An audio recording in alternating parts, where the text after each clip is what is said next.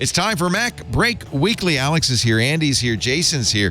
We're going to talk about how Apple gets that Space Black MacBook so dark, the pause to squash bugs in iOS 18 and macOS 15, and how nothing will bring iMessage to Android. It's not what you think. It's all coming up next on MacBreak Weekly. Podcasts you love. From people you trust. This is Twit. This is MacBreak Weekly, episode 895, recorded Tuesday, November 14th, 2023. Berkeley Blue and Tobar. This episode of MacBreak Weekly is brought to you by Mylio. Mylio Photos is a smart and powerful system that lets you easily organize, edit, and manage years of important documents, photos, and videos in an offline library hosted on any device. Check out their limited time holiday gift bundle for a 25% discount on Mylio Photos Plus at mylio.com/twit25. And by our friends at IT Pro TV, now called ACI Learning. Keep your IT team's skills up with the speed of technology. Visit go.acilearning.com/twit. Twit listeners can receive up to 65% off an IT Pro Enterprise Solution Plan after completing their form. Based on your team size, you'll receive a properly quoted discount tailored to your needs. It's time for MacBreak Weekly, the show where we cover the latest news from the applesauce, or the chocolate factory, or whoever it is we're talking about. It's time for us to say hello to my friend Alex Lindsay, who is here from OfficeHours.global. You're going to be on Twitter on Sunday, too. Thank you. Yeah, I'm excited. I'm going away, and I'm being put away. And Ravinder Hardawar will be hosting with you and some other great people. It should be a lot of fun. Yeah. Thank you, Alex. Also here from WGBH in Boston, Mr. Andy Anako. Hello, Andy. Oh, I like the scarf. Are you Doctor Who today? Ooh, you're close. I'm not. You're so close. I don't even want to spoil it because I'm sure there are people watching who know exactly what this scarf is from. Because it is a very specific scarf. Is it really? It is for a cosplay that I didn't get around to, but the next time I go to the opera on like Halloween, I'm wearing this costume. It's a great scarf. It is a great scarf. It was unexpectedly a great scarf. Yellow, black, and white striped for people listening. It is specifically thin blue stripe, thin white stripe, thin blue stripe, thin yellow stripe, thick blue stripe, thin white stripe, thin blue stripe, thin yellow stripe, thicker one. And that is specific. And again, I'm sure that some people are screaming at their YouTube. It looks black on my screen, so that's a navy blue. That's good. Mm-hmm. So that's important, apparently. For every prop, for every piece of costume, for every piece of pop culture ever, there is a message board somewhere that has had 3 years worth of conversations, ending with someone saying, "Not only do I have this on lock, I know where they got it from, and I know where we can order them from." My favorite was watching the Succession TV show, and the next day they'd talk about, that was an $800 cashmere baseball cap he was wearing. Yeah. Things like that. They found every object of wardrobe and set design. Also with us from sixcolors.com, Mr. Jason Snell. Hello, Mr. Snell. Hello. I like to think that we're the cinnamon on the top of the applesauce. And I do not have a scarf, although I should because it's big game week. So I'll just say over my left shoulder, the Stanford X, which the University of California will be once again claiming on Saturday. How exciting. Only right in the world. The big game, which really probably is only big in the Pac-10. Are they even still in the Pac-10? It's just big between Cal and Stanford, honestly, but we care. We care a lot. It's the most important game of the year for us. That's all that matters. Where I grew up, the big game was Harvard-Yale, which wasn't a big game, again, for anybody who wasn't in Cambridge or New Haven. Michigan. Yeah. Well, they get these names in like 1905 when they were playing when they rugby. Invented football. Yeah, exactly. And it's still going on. Yeah. How do you still happy with your Macs, your M3 Macs? Sure. They're still fast. They haven't slowed down this week. Still going great.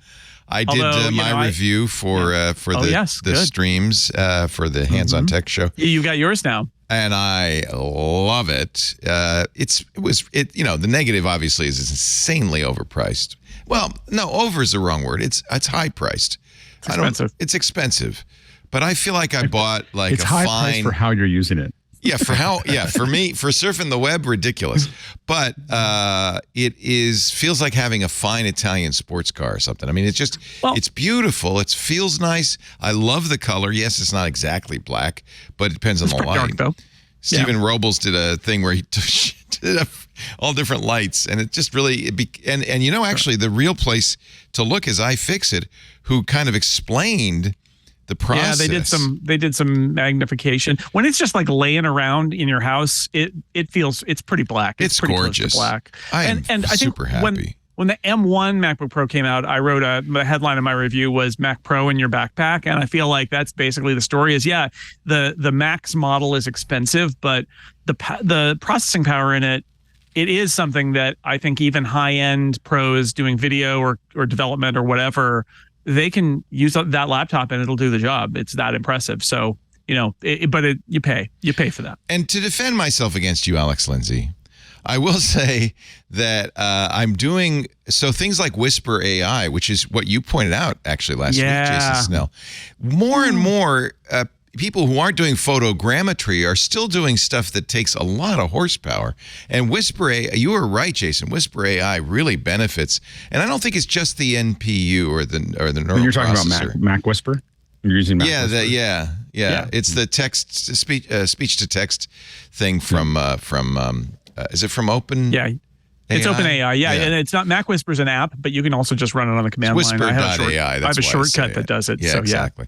And I tried it with the giant model, the 3 GB model.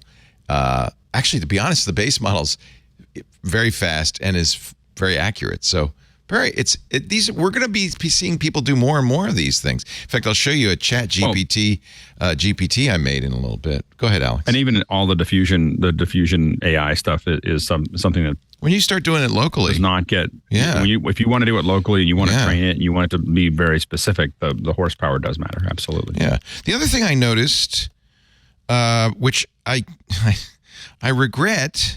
Not getting 128 gigs of RAM, which might sound to you really... What did you get? You got 64? 64, which is a lot. But what I've noted, and I looked at this on the MacBook Air as well with 24 gigs, which was the max on the Air. macOS really likes having as much RAM, and will use it, like 80% of it right away. And to me, that's a really good thing. It means the more you have, the faster the machine will be, because it's taking advantage of it. I don't know if anybody's observed this. It might just be me. Yeah, I know that's been one of the buzzing headlines for the past couple of weeks about, like, Macworld had an article like that a Mac Pro has a memory problem. It's getting worse than ever, and it's at least a point where Apple is now forced to at least say that, hey, look, our 16 the Windows laptop 16 gigabytes of RAM is like our 8 gigabytes of RAM. First of all, that was the marketing department. They were full of it, because that's not true. Right. And I don't think the word problem is accurate. I think that's a kind of unsophisticated way of looking at memory. It will use all the memory you've got. It doesn't have to have it, but it will use it. And the more memory it uses, the more it can load into RAM, the faster the machine will be. So what I'm saying is, I wish I'd spent, and it probably was like $1,000 more. I don't know how much more it would have been. But I wish I'd maxed out the RAM, because I think macOS uses RAM very well, is what I'm saying. I think it's a very good thing. And that's the classic thing, that we're getting benefits from the architecture that Apple has used for its motherboards for the past 5, 6, 7 years on the MacBooks. But I still can't get around the fact that when this solid state storage goes bad, I want to be able to swap it out for one that's good instead of having to buy a whole new board. If I decide that 512 gigs was not enough, I'm doing a lot of video editing. I want 1 terabyte. I wish I could upgrade it. When you make and with RAM, it's like, am I gonna have to basically eat ramen noodles for 3 months because I'm worried that over the 5-year life of this device, I'm going to wish that I hadn't bought the 8 gig RAM model and I had gotten something with a lot more oomph to it. It's hard to know what your needs are going to be 5 years from now, especially when you're budgeting for today. I mean, the problem is that it's on the chip. So exactly, it's not you're something getting you get. You got to, but what you buy for that is so much speed.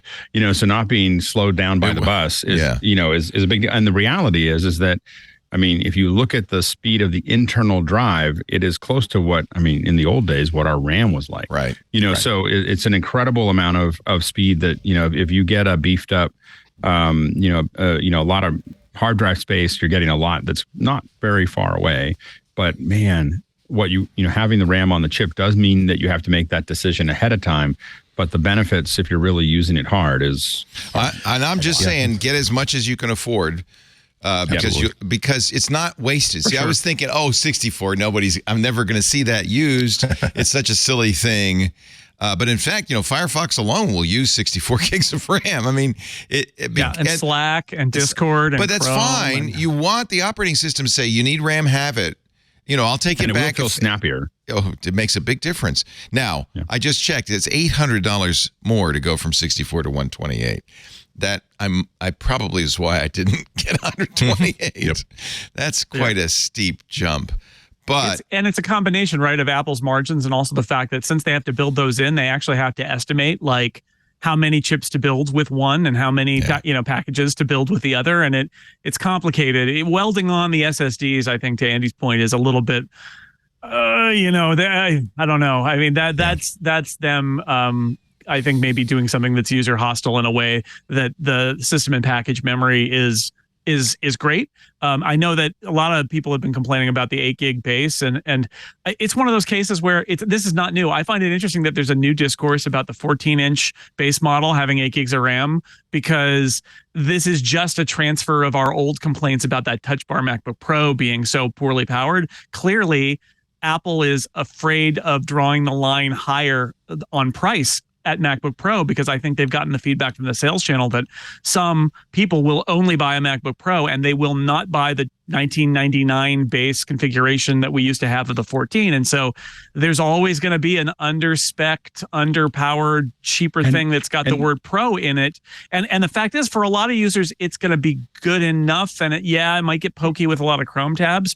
But I also have heard from like professional developers who are like, my company bought me the base model. And it's like, well, that's not great. Like, I know why that base model exists. It's to hit a price point. But like, if your company buys it for you and you're a software developer, that's not great. Yeah. But there are, I mean, I definitely have a bunch of Mac Minis that are all 8 gig Mac Minis, and they do exactly what they need to do. Yeah.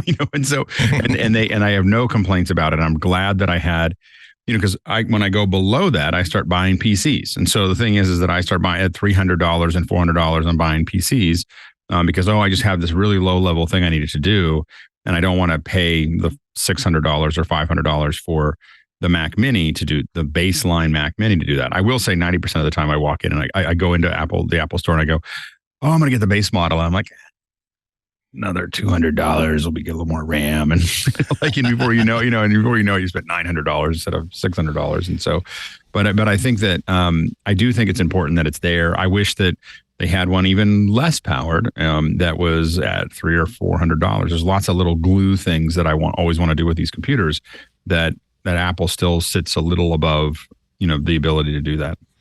So get my bottom line from my point of view, get the most RAM you can, and and even hard drive, even prioritize it. Drive. I would say even prioritize it over space, though, because if you're desperate, you can add a little external SSD. Yeah, it's not great, but you can do it even on a laptop. Well, and the RAM, you can never do it again. So it's pretty fast. It's not as you just got to you just got to duct tape it to the back or have it dangling on the side. And also,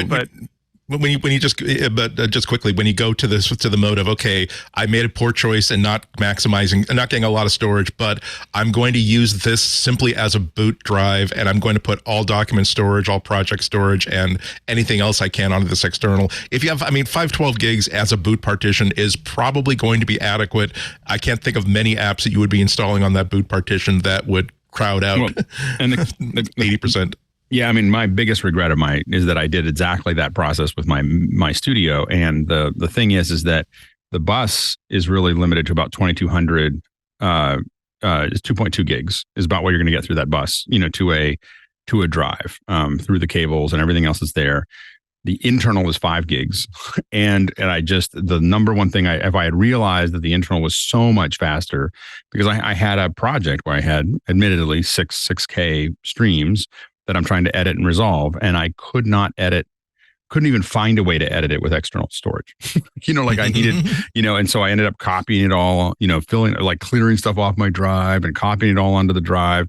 And then it worked perfectly, and I cut away.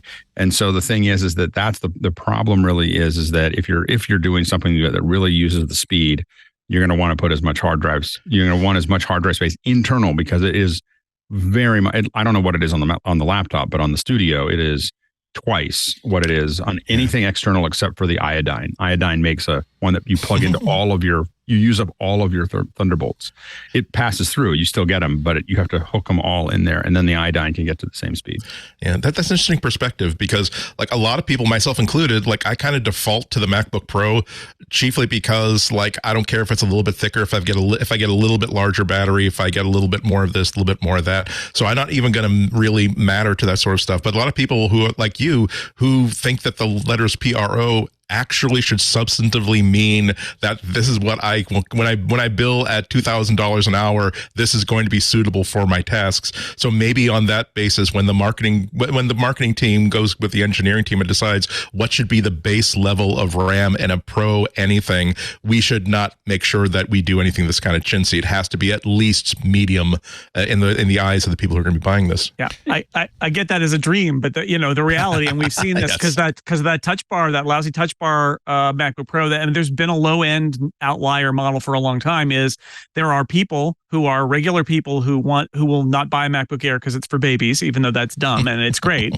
And there are corporate buyers who will not buy anything that isn't labeled Pro because they want a Pro system, not a quote consumer system. And it's all outmoded, but it does exist. And Apple knows that they just lose sales if they only, because for the last 2 years, the MacBook Pro, the real one, started at $2,000 at $1,999, and then they had that dumb touch bar model. Well, the only reason it exists is because some of their buyers are not going to spend $2,000 on a laptop. They're just not going to do it.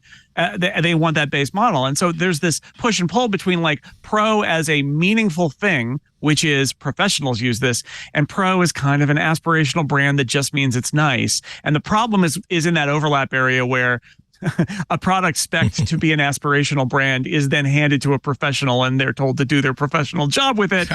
And, maybe not. But I would maintain that 8 gigs of RAM, while not ideal, like there are a lot of people who are buying the base system who will not care because the stuff they're doing, it doesn't really matter that much. And they weren't going to spend an extra $1,000. So it was either this or nothing, I guess, although they probably should have just bought the MacBook. The irony of it is I was willing to spend more because it was my money. Because when I've been buying these, with Twit's money, I've been, more judicious, but I cracked the 401k for this. And I thought, well, I'm buying this. I'm going to treat myself. It's like midlife crisis. You buy a sports car, right? The only people who drive Jaguars around are the old people. Not the young men wanted them, but the old guys got them. So I feel like I got an XKE, and I'm pretty happy. But again, I would say get the extra RAM. By the way, just in case you're listening along and you're trying to keep up with the Lindsays, iodine is IODYNE, and this is a crazy thing. I'm sure it's incredibly expensive, but this is a hard drive with 2, 4, 6, 8 Thunderbolt ports on. Well, it's looping, so it's 4. So you take those 4 Thunderbolts, and you plug them into your 4 outputs on your. Let's say you plug those into your 4 in your studio in the back. Yeah. And then you can now you still have your Thunderbolts. Oh, that's out. So it's in and out. They're looping through so that way you don't lose your Thunderbolt connectivity. You can you don't lose the whole chain. You can still put other hard drives or devices into it. And this is 5 gigabytes a second, which is the same as the internal, and it's but an external because drive, it's bandwidth just sharing or something, right? What's it? Yeah, it's basically, it's like a reverse RAID. Wow. And then making that available across all. And then you can get it in 12 terabytes, 24 terabytes, or 48 terabytes. Because 48 terabytes in your backpack. I'm just gonna go to the store. I swear to God, I'm just looking. Just remember that if you're buying one of these, Somebody stick a wallet under his tongue. Just remember, Leo, when you're buying one of these, you are truly a pro that needs to have this in the field. I don't need this. Yeah. Alex, one question: like, will they sell just the case and like some like sunflower seeds to weigh it down? Because if that's all I want, like on my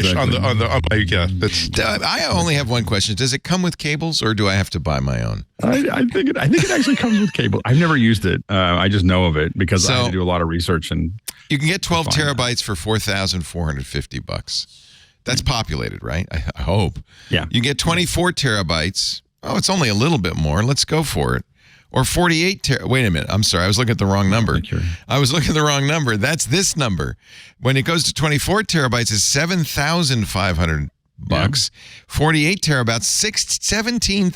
It costs more than a gold Apple Watch. $17,500. But you're sitting there at that point. You're sitting on a film set, right? Doing live it's worth edits it with uncompressed. It's less than playing Billy Joel in The Office. I mean, it's you might as well go for it.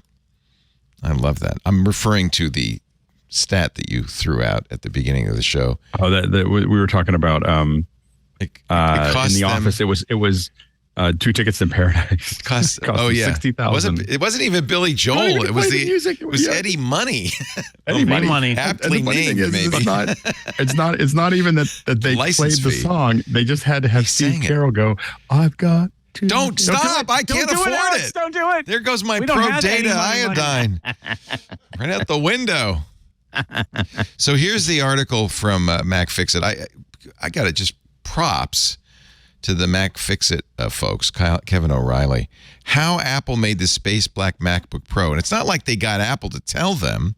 No, what they did is they got a scanning electron microscope or something. And actually, they got help, as one does, from a company called Evident. And they looked really closely. They also put Cheeto fingers on it, which is sad. But they used Evident Scientific's laser confocal microscope to measure the bump heights on the surface. Their wicked cool OLS 51000 laser measuring system just does that. And so what they figured out is that they're really doing some complex texturing to the surface. The idea being to diffuse the light that's hitting it. And it's why when you, Jason, point it straight at the lights, it looks like a kind of almost a light gray. But if you tilt it slightly, not light, but it's not a super deep. But yeah, if you're off axis, it's a lot darker. Which is why, having it around the house. The fact is, if I leave it on a table and I'm walking by, it looks really black, right? Because the light is way off angle in that situation. So yeah, if you're holding it in bright light and staring at it, it doesn't look jet black. It's not piano black or anything like that. But it's real dark. It's anti-reflective, and it's actually looks more, great. Now that I know this, I feel like it's even more gorgeous. Thank you, iFixit. And they haven't made a Black Pro laptop.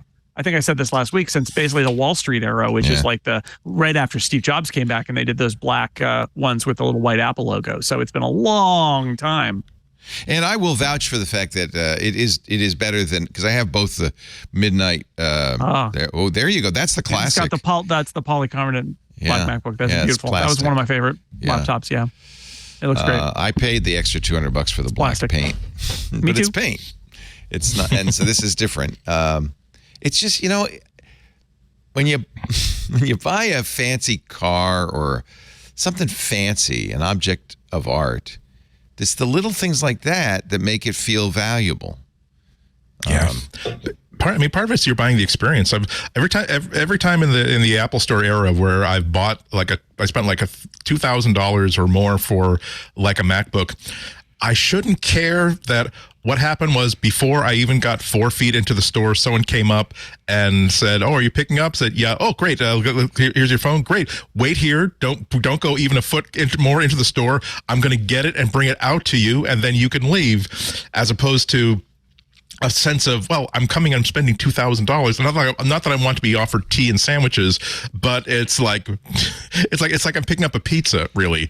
And there are little things like there's a sum total of little things like that, including, wow, I don't get a cable with this, or wow, there's actually like a little bit of a scratch in the side of it, and you're saying that you're not going to swap it out for me because that's not considered to be a real defect. Once you get into like the certain kinds of rarefied air, you kind of expect that, look, I shouldn't walk out of here unhappy about anything that you can possibly have control over. And I think that you have control over the ability to take back this thing that has a tiny, tiny little scratch on the side and give me one that's actually perfect. A little program. And by the way, I feel guilty. I'm not boasting. It's not that. I just decided to spend the kids' inheritance on one last nice laptop. And toughen them up. And actually, and for people who are saying, well, I'm not joining Club Twit if you're going to spend it on stuff like that. It's actually, this is going to be weird, saving us money because I'm paying for it, not the company, right? So it's not coming out of anything you donate to Club Twit. It's my money, and I'm the idiot. so it means that Leo will not be buying name brand Cheerios in his retirement. He will be going to the bottom shelf and getting the stuff that's in the plastic bag of like Happy O's. So take back the complaints. He's no, I can afford it. I've saved. I'm an old man, I'm 67. I have to take my Social Security in a couple of years. I have to, and so I've saved over my lifetime, which I encourage anybody younger. The miracle of compound interest. Do that 401k. I've been doing it for my whole career, and I have enough money to live on. And I thought I can buy myself a treat. So it's just one little treat. I say that because we've been talking a lot about how times are tough on the podcast industry. I keep hearing this from all over. And it's one of the reasons 2 years ago we started Club Twit. I won't be sending out beautiful thermal mugs like Mike Hurley to our team. I'm glad he's doing well. But we are facing a crunch. Lisa actually this week is doing the books, so I hear a lot about this when I go home. A lot of swearing emanating from the office. And if it makes you feel any better, this is like a pre-pandemic gift. Oh, okay. It's a lovely name brand Yeti mug, but this was a pre-pandemic gift. No, well, credit to Mike Hurley. We sent out Fezes one year. They probably cost more than that mug. Yeah. But I was, the hoodie you sent like 10 years ago is absolutely my go-to. Yeah, there you go. It's the reason why I turn on the heat like 3 weeks later than I might otherwise do if I were sensible. You're gonna get a little package of salt. This it's not quite coal. It's the next thing up. Actually, Salt Hank's opening his website December 1st, so I'll be running in there and buying each of you. I love that salt. Some salt. I told him that. He was thrilled. The housewarming gifts that Mrs. Bailey handed out. That's right. It's wonderful. Have some salt, George. His truffle salt is I will make it magically better. Like I will make whatever you're making right now magically better. You cannot buy it in stores or anywhere else yet. December 1st, the website goes live, so don't get your hopes up. But I will be running over there as soon as I can and getting you guys a small gift. Can I just say that like the more you learn about cooking, the more you learn that the secret ingredient to everything is more salt and or MSG. Yep. It's like not and they don't taste the salt. They just don't. My God, like have you been marinating this for like what secret wine said? I just put a buttload. I accidentally put too much salt in my hand when I was adding to the soup, and I didn't want to throw it out, so I dumped it on the stew. I'm sorry. What the big mind-blowing thing was to learn that for sweet things you put a little salt, just a little bit of salt in there. It's like you try making brownies without salt, you will not like them. In my family, we don't call it salt; we call it muchness. Muchness. A little more muchness. Yes, Alton Brown, I think, just always said it's a flavor enhancer. That's what it does. It doesn't have a flavor; it just makes whatever is there more. Tastes more like it. Yeah. I heard a French chef once tell Terry Gross on Fresh Air, the secret of great cooking is seasoning. And she said, "What do you mean seasoning?" He said, "Salt." so ever gray since, salt. Yeah, salt. Gray salt doesn't matter what color. Any color is seasoning. Mm-hmm. The other thing I want to tell people, so we are begging you to join Club Twit. Please do. because we want to keep as much of this going as we possibly can. The other thing I want to say is we heard you. We were planning to turn off the live streams and make it club only. And people really like those live streams. It's a small number. I think 90% of our audience listens to downloads. But for those of you who like to watch as we do the show, we have decided that we actually, turns out there's a button on the TriCaster that we can press that will send the show to the YouTube live channel. So if you do want to continue to watch live, even if you're not in the club can watch in the Discord. That's the other reason the Discord is sometimes not great video.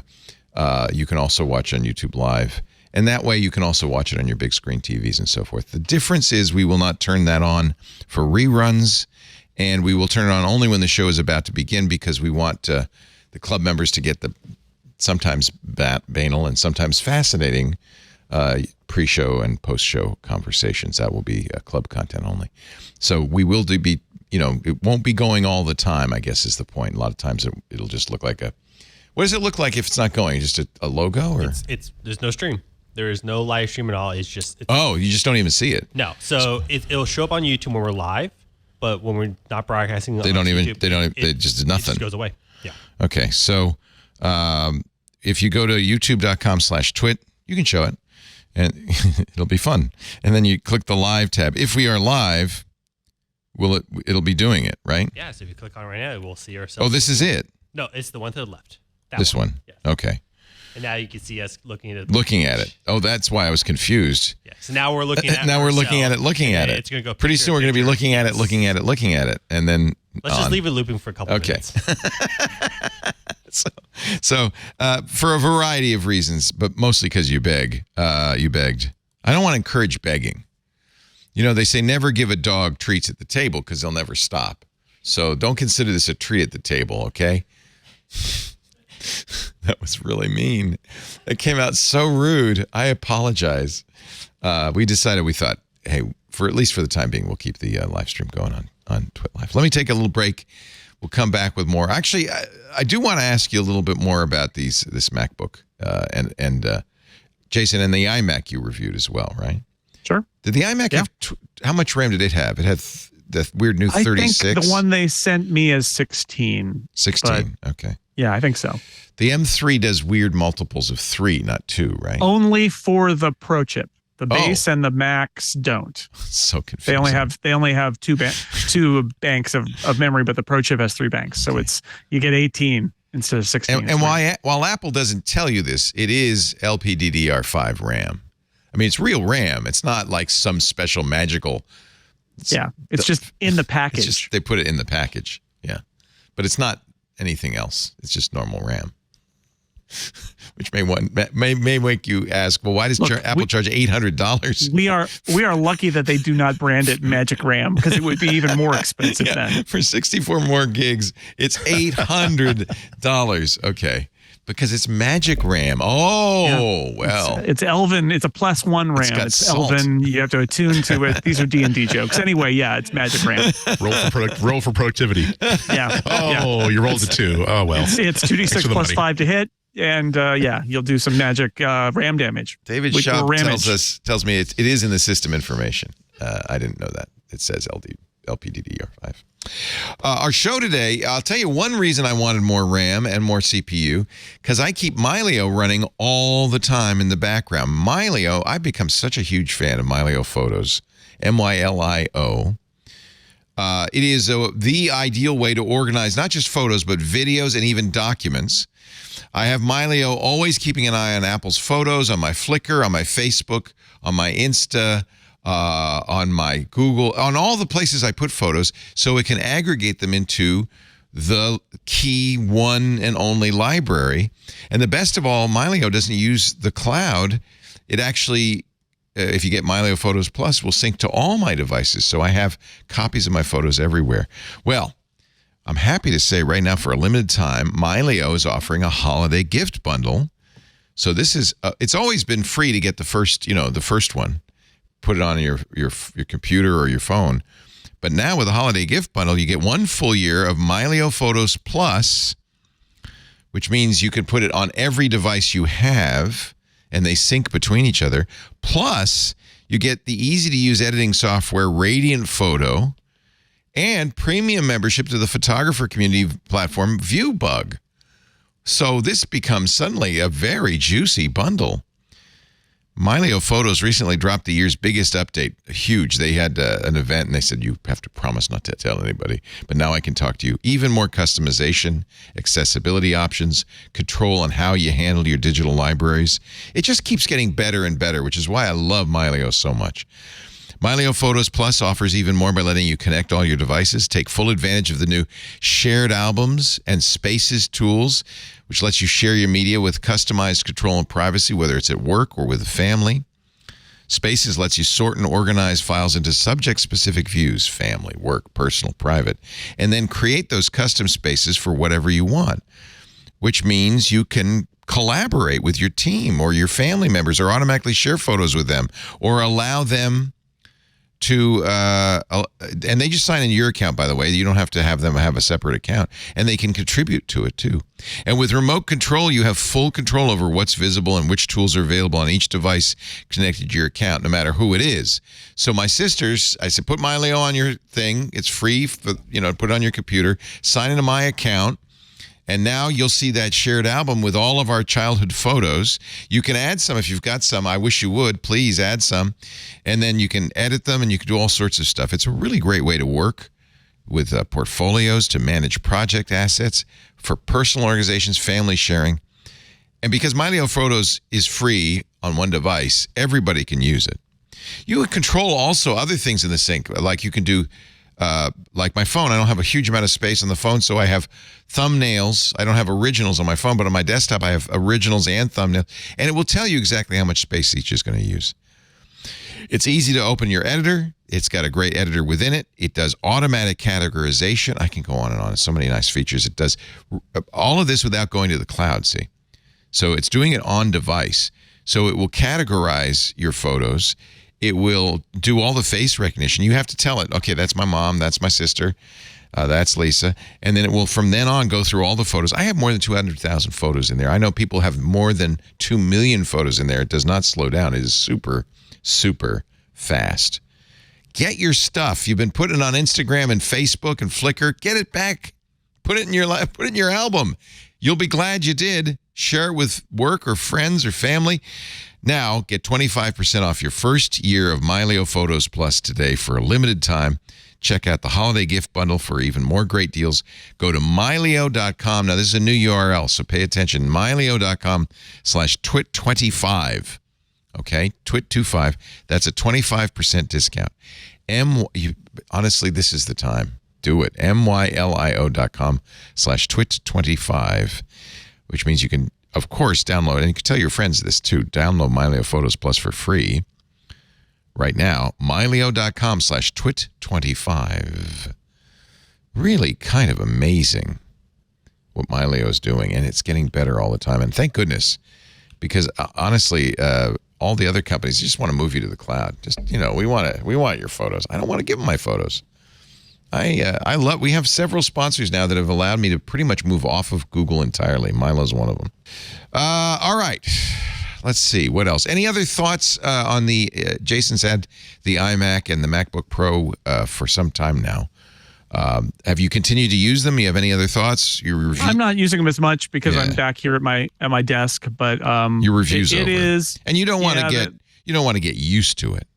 Well, I certainly don't want to get used to that M3 Max, because it just makes, honestly, working at my M1 Mac Studio now, it makes me sad sometimes, where I was doing a video export yesterday and I was like, oh, this would have been a lot faster if I had done it on the laptop, but I didn't. See, that's why I don't do loaners. I spend my hard-earned money because I don't want to keep it. I get to put stuff on it and use it for real.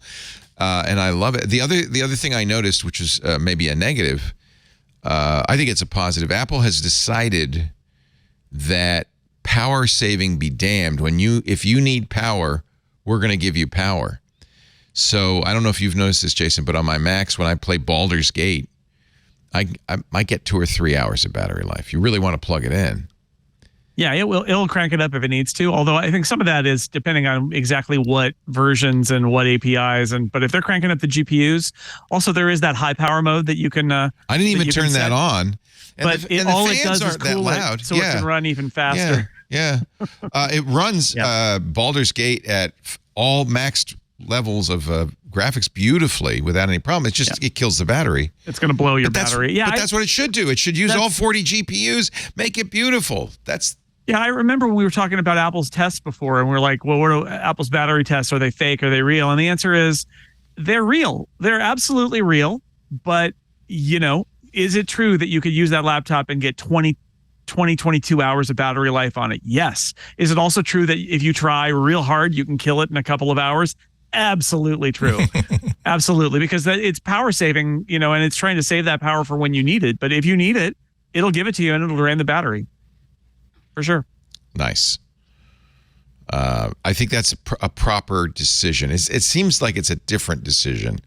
Like the original MacBooks were designed to be a little more power friendly, regardless of what you were doing. Intel processors in general, they still have this philosophy. It's called speed step on Intel. Yes. Yeah, there's a lot where it's just like, look, if you're not on battery, we're not going to even try. Right.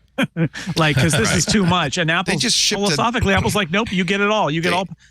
Somebody asked me, were my tests done with the laptop plugged or unplugged? And my answer was, doesn't matter. The numbers are the same. That's exactly what I want. But people should know it, I guess. Yeah. It's exactly what I want. Give me all the power all the time. And I will be intelligent about, what battery life I need. And it certainly will sip battery life as long as you're not running Baldur's Gate or Whisper or, other things that really suck horsepower. Intel had just announced an i9 that runs at 6 gigahertz. The battery life on that is going to be nothing.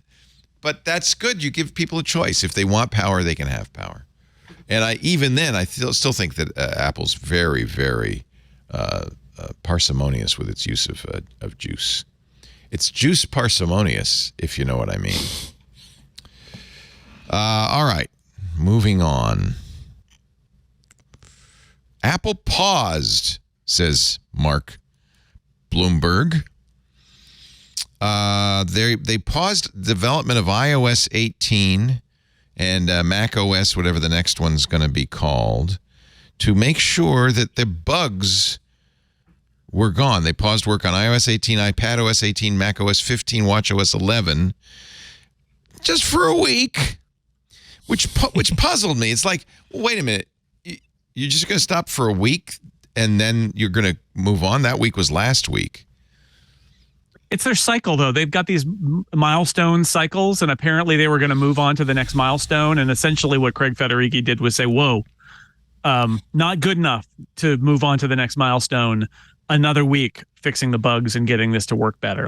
And so that is because Mark talked about in his Mark explains in his report. Yeah. It's 4 milestones and they kind of alternate between feature adds and then kind of cleaning it up and integrating it and making it work better. And it sounds like this is one of those moments where normally they would go on to the next milestone. And Federighi said, no, not good enough. Let's wait a week and get the guys with the brooms out here to sweep up after the elephant, that kind of thing. Haven't done that since iOS 12 to 13 due to quality issues. Mark says there are typically 4 milestones before WWDC in June when the company announces the new software and releases beta versions.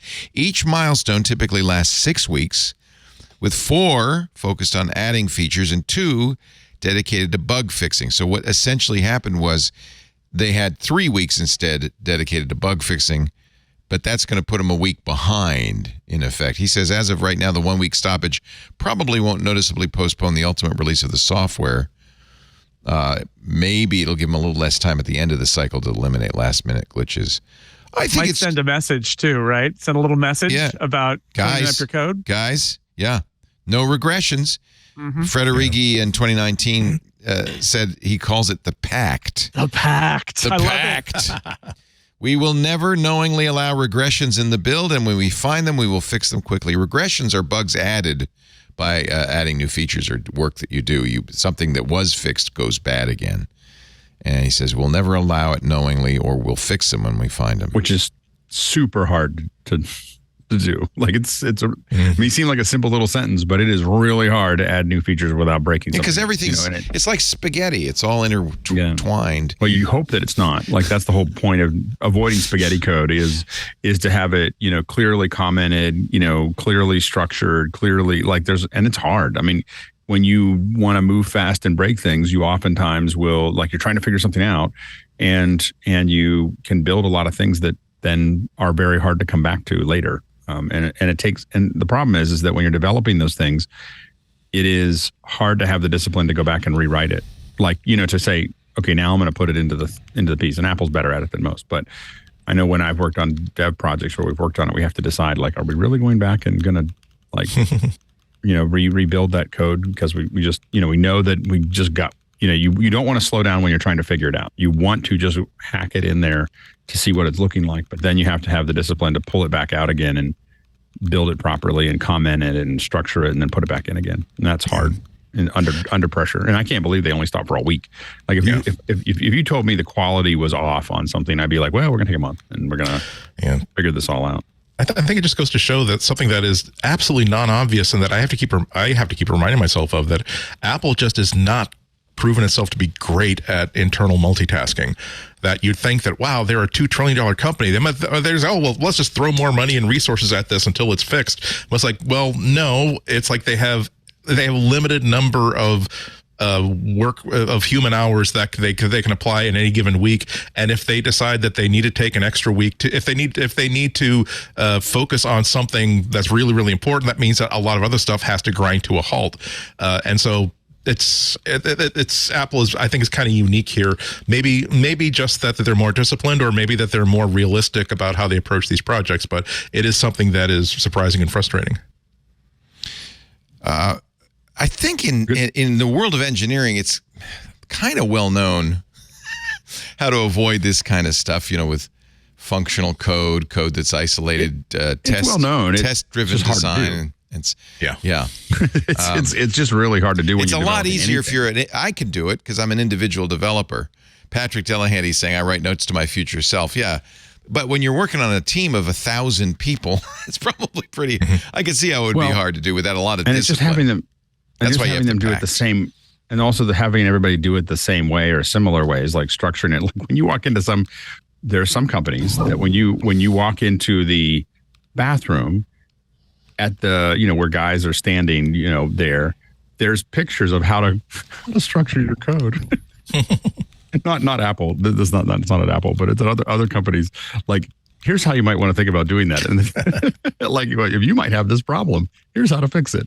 And so, but a lot of it is having everyone think not the same way. You don't want that, but you want similar ways and approaching the problem. Because if a person, there's two valid paths, but one path may build something that fits into the puzzle well, and another one may not, and so figuring that out. And again, we know how to do it. Like, I know how to do proper naming conventions for my projects. Do I do it all the time? No, sometimes I'm in a rush and I just go generic _final. Well, don't get in a rush. You ought to know better that, measure twice and cut once. Yeah, exactly. I know what I should do, but I don't always do it. It reminds me of something that another very senior development project lead at a very large company, not like you, not Apple, but told me that we refer to it. And this is why we say that we like to raise our own monkeys, because if you try to get monkeys from another monkey house and put them into your monkey house, they're still monkeys, but they're someone else's monkeys. They need to understand what the smell is in our monkey house. They need to understand outrageous behaviors you can get away with in our monkey house that you can't get away with in other monkey houses. And it's like, being a former programmer myself, I understand being compared to monkeys that way. I now understand everything. Code monkey. Now, there is more from Mark Bloomberg. So we're not done yet. He's actually been he's been talking about a lot of stuff. And maybe you guys can help me discern what is a leak and what is Mark just speculating. Let's see what else he said. What else did he say? I've forgotten now. Maybe I completely forgot. He says he was talking about he puts it all over the place in the newsletter, which is very confusing. We got the extra care thing. Was that the report about the App Store in the EU? That was this week, right? Wasn't it? There's already, we're seeing code. That was from Reuters and other places too. Here's the one. An M3 Ultra chip could have a whopping 80 graphics cores. Well, we know that because it'd be 2 Maxes, 40 right? times 2. That's math. That's just, that's math. That's multiplication. I guess that's it. All right. I thought there was more. Well, a lot of people are talking about the new beta of iPhone OS that now lets you record. That's not the same thing, but that allows you to record 3D spatial videos for Vision Pro. And Apple's actually giving demos to certain people like CNET to say very controlled demos where, hey, here's an iPhone 15 Pro that's running the new beta. You can take a video of this thing we've set up in this set, the sushi chef we've set up for you, and that's led to a lot of speculation about like where Apple is positioning it. I think that he commented about that in a newsletter last week. Yeah, but it was. I actually pay good money for subscribing to this thing, but he puts them out on Sunday, which drives me. It's like that's when it seems like all the scoops are. That's when we're all at mass. Yes, I'm sorry, I'm in church. Can you please? And Reuters had a story that Apple's already preparing for third-party app stores. Of course they are, because the EU is going to force them pretty much. Apple says it expects to make, this is from TechCrunch, App Store policy changes. They've bowed to the inevitable, says TechCrunch, to comply with the Digital Markets Act. This came with a bunch of paperwork that they had to file with their financials, basically saying that documenting here's the things that we're probably going to have to be facing in the next quarter. And they said that we expect that we're going to have to address this in a way that is not involved with trying to sue or browbeat the EU into giving them an exception. There's also interoperability, and I think there's some question about does that mean green bubbles on Android? There's a lot of movement there. There's negotiations that are still going on, but also Google has been using this weird tactic of trying. I mean, they know that they're going to be like hit hard by the Digital Markets Act, but they're trying to weaponize it on their own behalf. They and a bunch of phone carriers in the EU are trying to get the EU, or basically they sent a formal letter saying, "Hey, you should declare that iMessage is a platform that is covered by the Digital Markets Act, and therefore that Apple should be forced to open it up to WhatsApp, to open it up to our messaging platform, to other services." So there's a lot of pressure from a lot of directions against iMessage now. And the problem is that iMessage is so small in the EU. If they're going to be exempt as far as iMessage goes from the DMA, it's just too small. Yeah, because it's just a tiny. It's because everybody. I mean, there are people. I did get some blowback on the last time I said nobody in the EU uses iMessage, but people then send me messages like I use iMessage, but obviously WhatsApp is just dominant in most of the world except for the United States.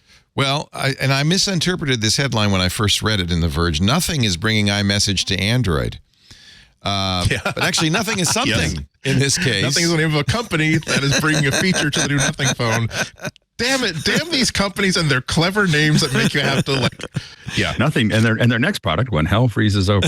Yes. So Nothing is now on its second version of its Android phone. It's Carl Pei's company. He used to do Oppo, and he's got his own company now, and he has announced and gave a preview to Marquez Brownlee, who I'm so jealous of. He announced a preview of Nothing Chats. Marquez confirmed with Nothing that similar to how other iMessage to Android bridge services have worked before, it's signing in on some Mac Mini on a server farm somewhere. So you have to give them your iCloud credentials. They will sign into a Mac Mini for you. They assure you that they will never see the messages. They go right through the Mac Mini to the Nothing phone. In fact, they store those iCloud credentials in a token in an encrypted database. I'm sorry, I'm not giving anybody my iCloud. It seems like a lot of work. That just seems like a lot of work to not just buy an iPhone. Yeah. I'm sorry, but I'm like, but I'm like that. I mean, like if you really want a blue bubble, then just get the thing that makes the blue bubble. But that seems like a huge lift to do that. Yeah, it's easy. I think it's easier to switch people to WhatsApp than to say, "Oh, I'm going to throw away this phone that I love." Yeah. They're probably. I wonder if they're licensing Beeper or white labeling Beeper, which was a service that does exactly the same thing. I don't know. Yeah, I think that I don't have it in front of me, but I think they're saying that they're licensing technology from a company that was very familiar. There are at least 2 or 3 companies that are doing. That's what. Yeah, there are at least 2 or 3 companies that are doing similar things, but the fact that none of them has been so successful to either become a monster in their own right or to become something that Google or somebody just decides to buy and integrate, that should show you exactly how much demand there is for. Yes, I do think that green bubble syndrome is an overstated thing, but it is a thing. I do think that Apple's being silly. Sunbird. Sorry. Sunbird. Yeah. I do think Apple's being silly and petulant by not saying, why would you not want to make messaging more secure and media more better an experience for all of your iPhone users? But nonetheless, the fact that for most people it's a shrug. It'd be nice, but this is why I don't even use a built-in stock messaging app anymore. I do think that I think I misread how important it was until after I talked to my kids who are in high school right now. It's a big deal at that age. Yeah, they were like, one of them said, if you ever got a green bubble, they, you're odd or your parents don't really want to give you a real phone. It's just kind of like that's you're really sad, to be honest. It's like absolutely. Yeah. But then they don't have that opinion, but they just said that's the kind of the thing that gets bounced around, and that's why 87% of kids people under 18 in the United States are on an iPhone. Yeah. And so while the thing is that it is not a big deal right now, I can see why Google is really concerned about it, because of eventually 87% becomes the entire population. They keep on getting older, they keep on buying the phone that they're used to. And so because now, you used to try to get people in early, now you're getting kids that are 12, 13, 14 years old with iPhones. After 5 or 6 years, are they really going to change? Are they really going to change? Oh, it's a brilliant anti-competitive strategy from Apple, and it works. And when you see, there's a lot of features that they add that people our age don't notice. Like I don't really understand why you'd add this feature. It's because the age group that they're targeting is not us. It is, and it's a pretty effective. And I will say. Effective. And so I can see it. I can see why it's still a small percentage of the total messaging world, but I think there's also, I think one of the things Apple's benefiting from is that my kids don't use any other messaging. Is there anything you can do with iMessage that you can't do with WhatsApp or Telegram? Or, in theory, any third-party digital-only messaging service could duplicate all of you could, but you'd have to integrate with that, all your friends. You don't get memojis or whatever. You don't get those. Yeah, those things are available in some other form, but the memojis are the memojis, and the way that the level are. I will tell you that the memojis look way better than everybody else's. I don't know how everybody else's have succeeded in looking so dorky, but everybody looks. My memoji doesn't look exactly like me, but it looks like a slightly cooler version of me. And how is that possible, Alex? How is that possible? Exactly. But all the other ones are kind of a slightly dorkier version of you.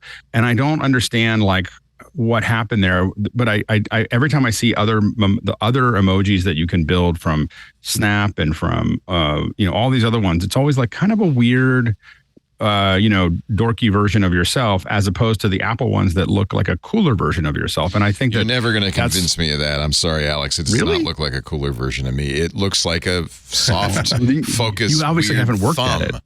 I've worked at it. I have many of them. It's not. No, it's not. Pretty happy. Alex, you have a low self-opinion if you think it's a cool version of you. I'm sorry. They are not. And nobody. Maybe kids use them. No adult uses them. It's embarrassing to use a memoji. Please give me a break. It's like a clip-on tie. I don't use them. I use them with my family. I think with family. I use it sometimes as a joke with family.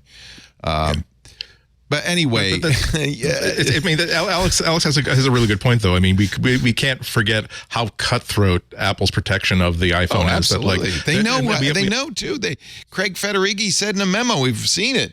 Oh, we would lose all the parents would buy the kids Android phones if we did that. Yeah, there was another piece of discovery about how Apple actually, I don't think we talked about this last week, where Apple was actually like this close to finishing Android compatibility for Apple Watch, but then like they decided that, yeah, that's going to give people a reason to buy an Android phone instead of an iPhone. Why would we do that? Yeah. And they canceled the entire thing.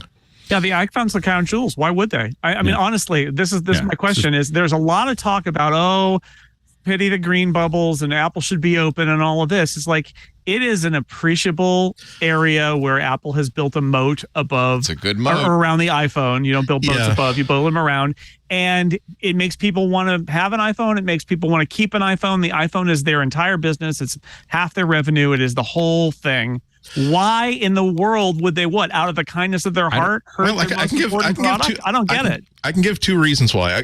I won't go into the whole screen that I've said before, but like I absolutely agree with this idea that there shouldn't be required ethically to like undermine their own sales, but I also think they're not allowed to say that, wow, we think that privacy and security are the most important things unless it affects sales. We think that health and safety are the most important things unless, again, it would help people who don't buy our products to be healthier and more secure. But anyway, look at this wonderful halo we've just put on ourselves. Isn't it a beaut? It's the 2023 model. It's now titanium.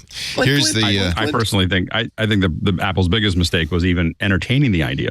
Like if I was at Apple, if I was running Apple, I wouldn't have. If someone would have said, "Hey, what do you think about Android?" I'd be like, "No."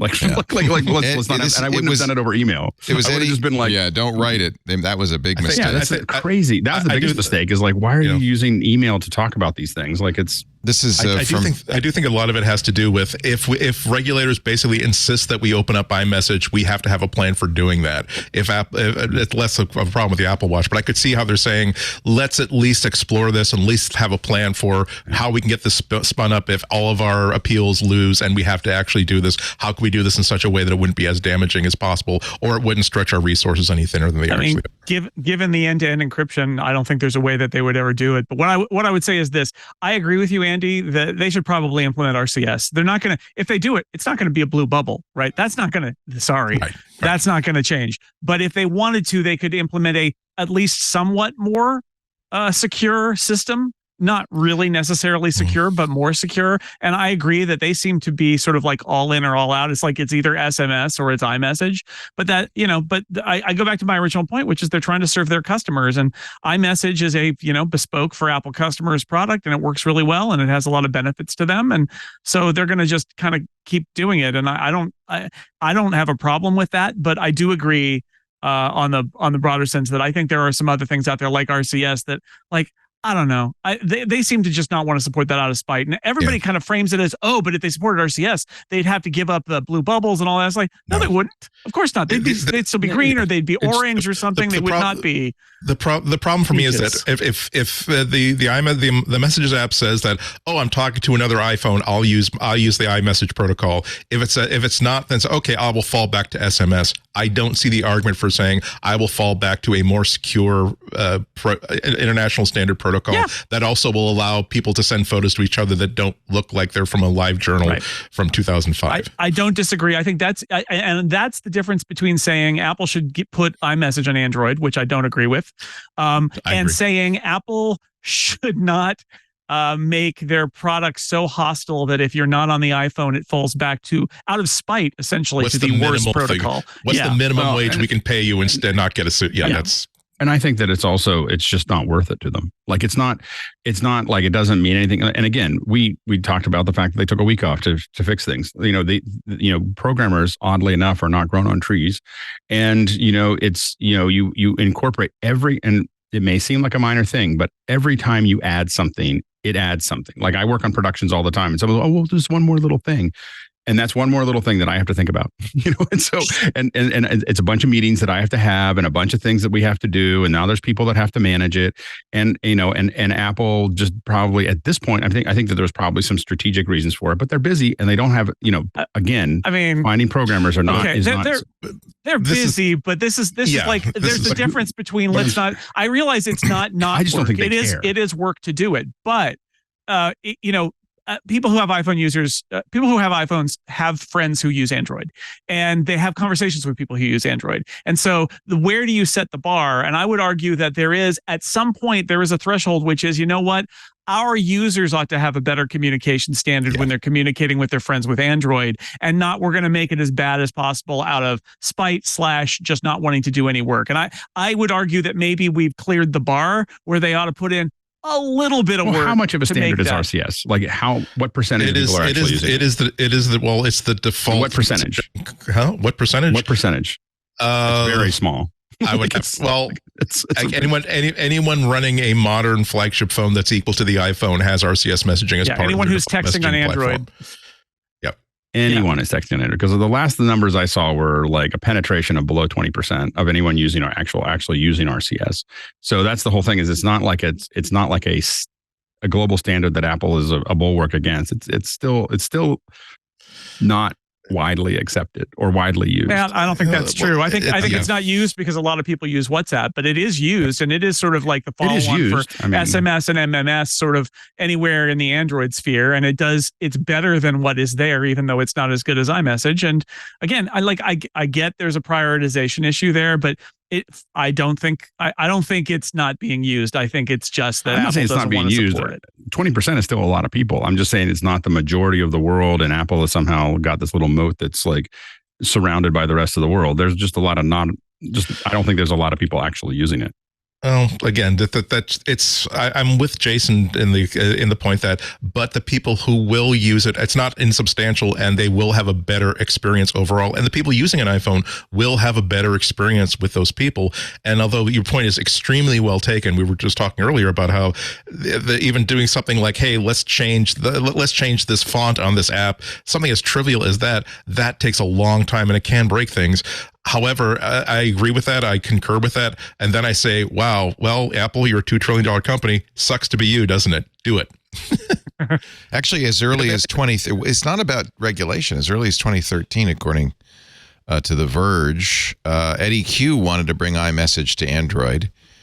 The quote from the email, shouldn't have written it down, Eddie. Do we want to lose one of the most important apps in a mobile environment to Google?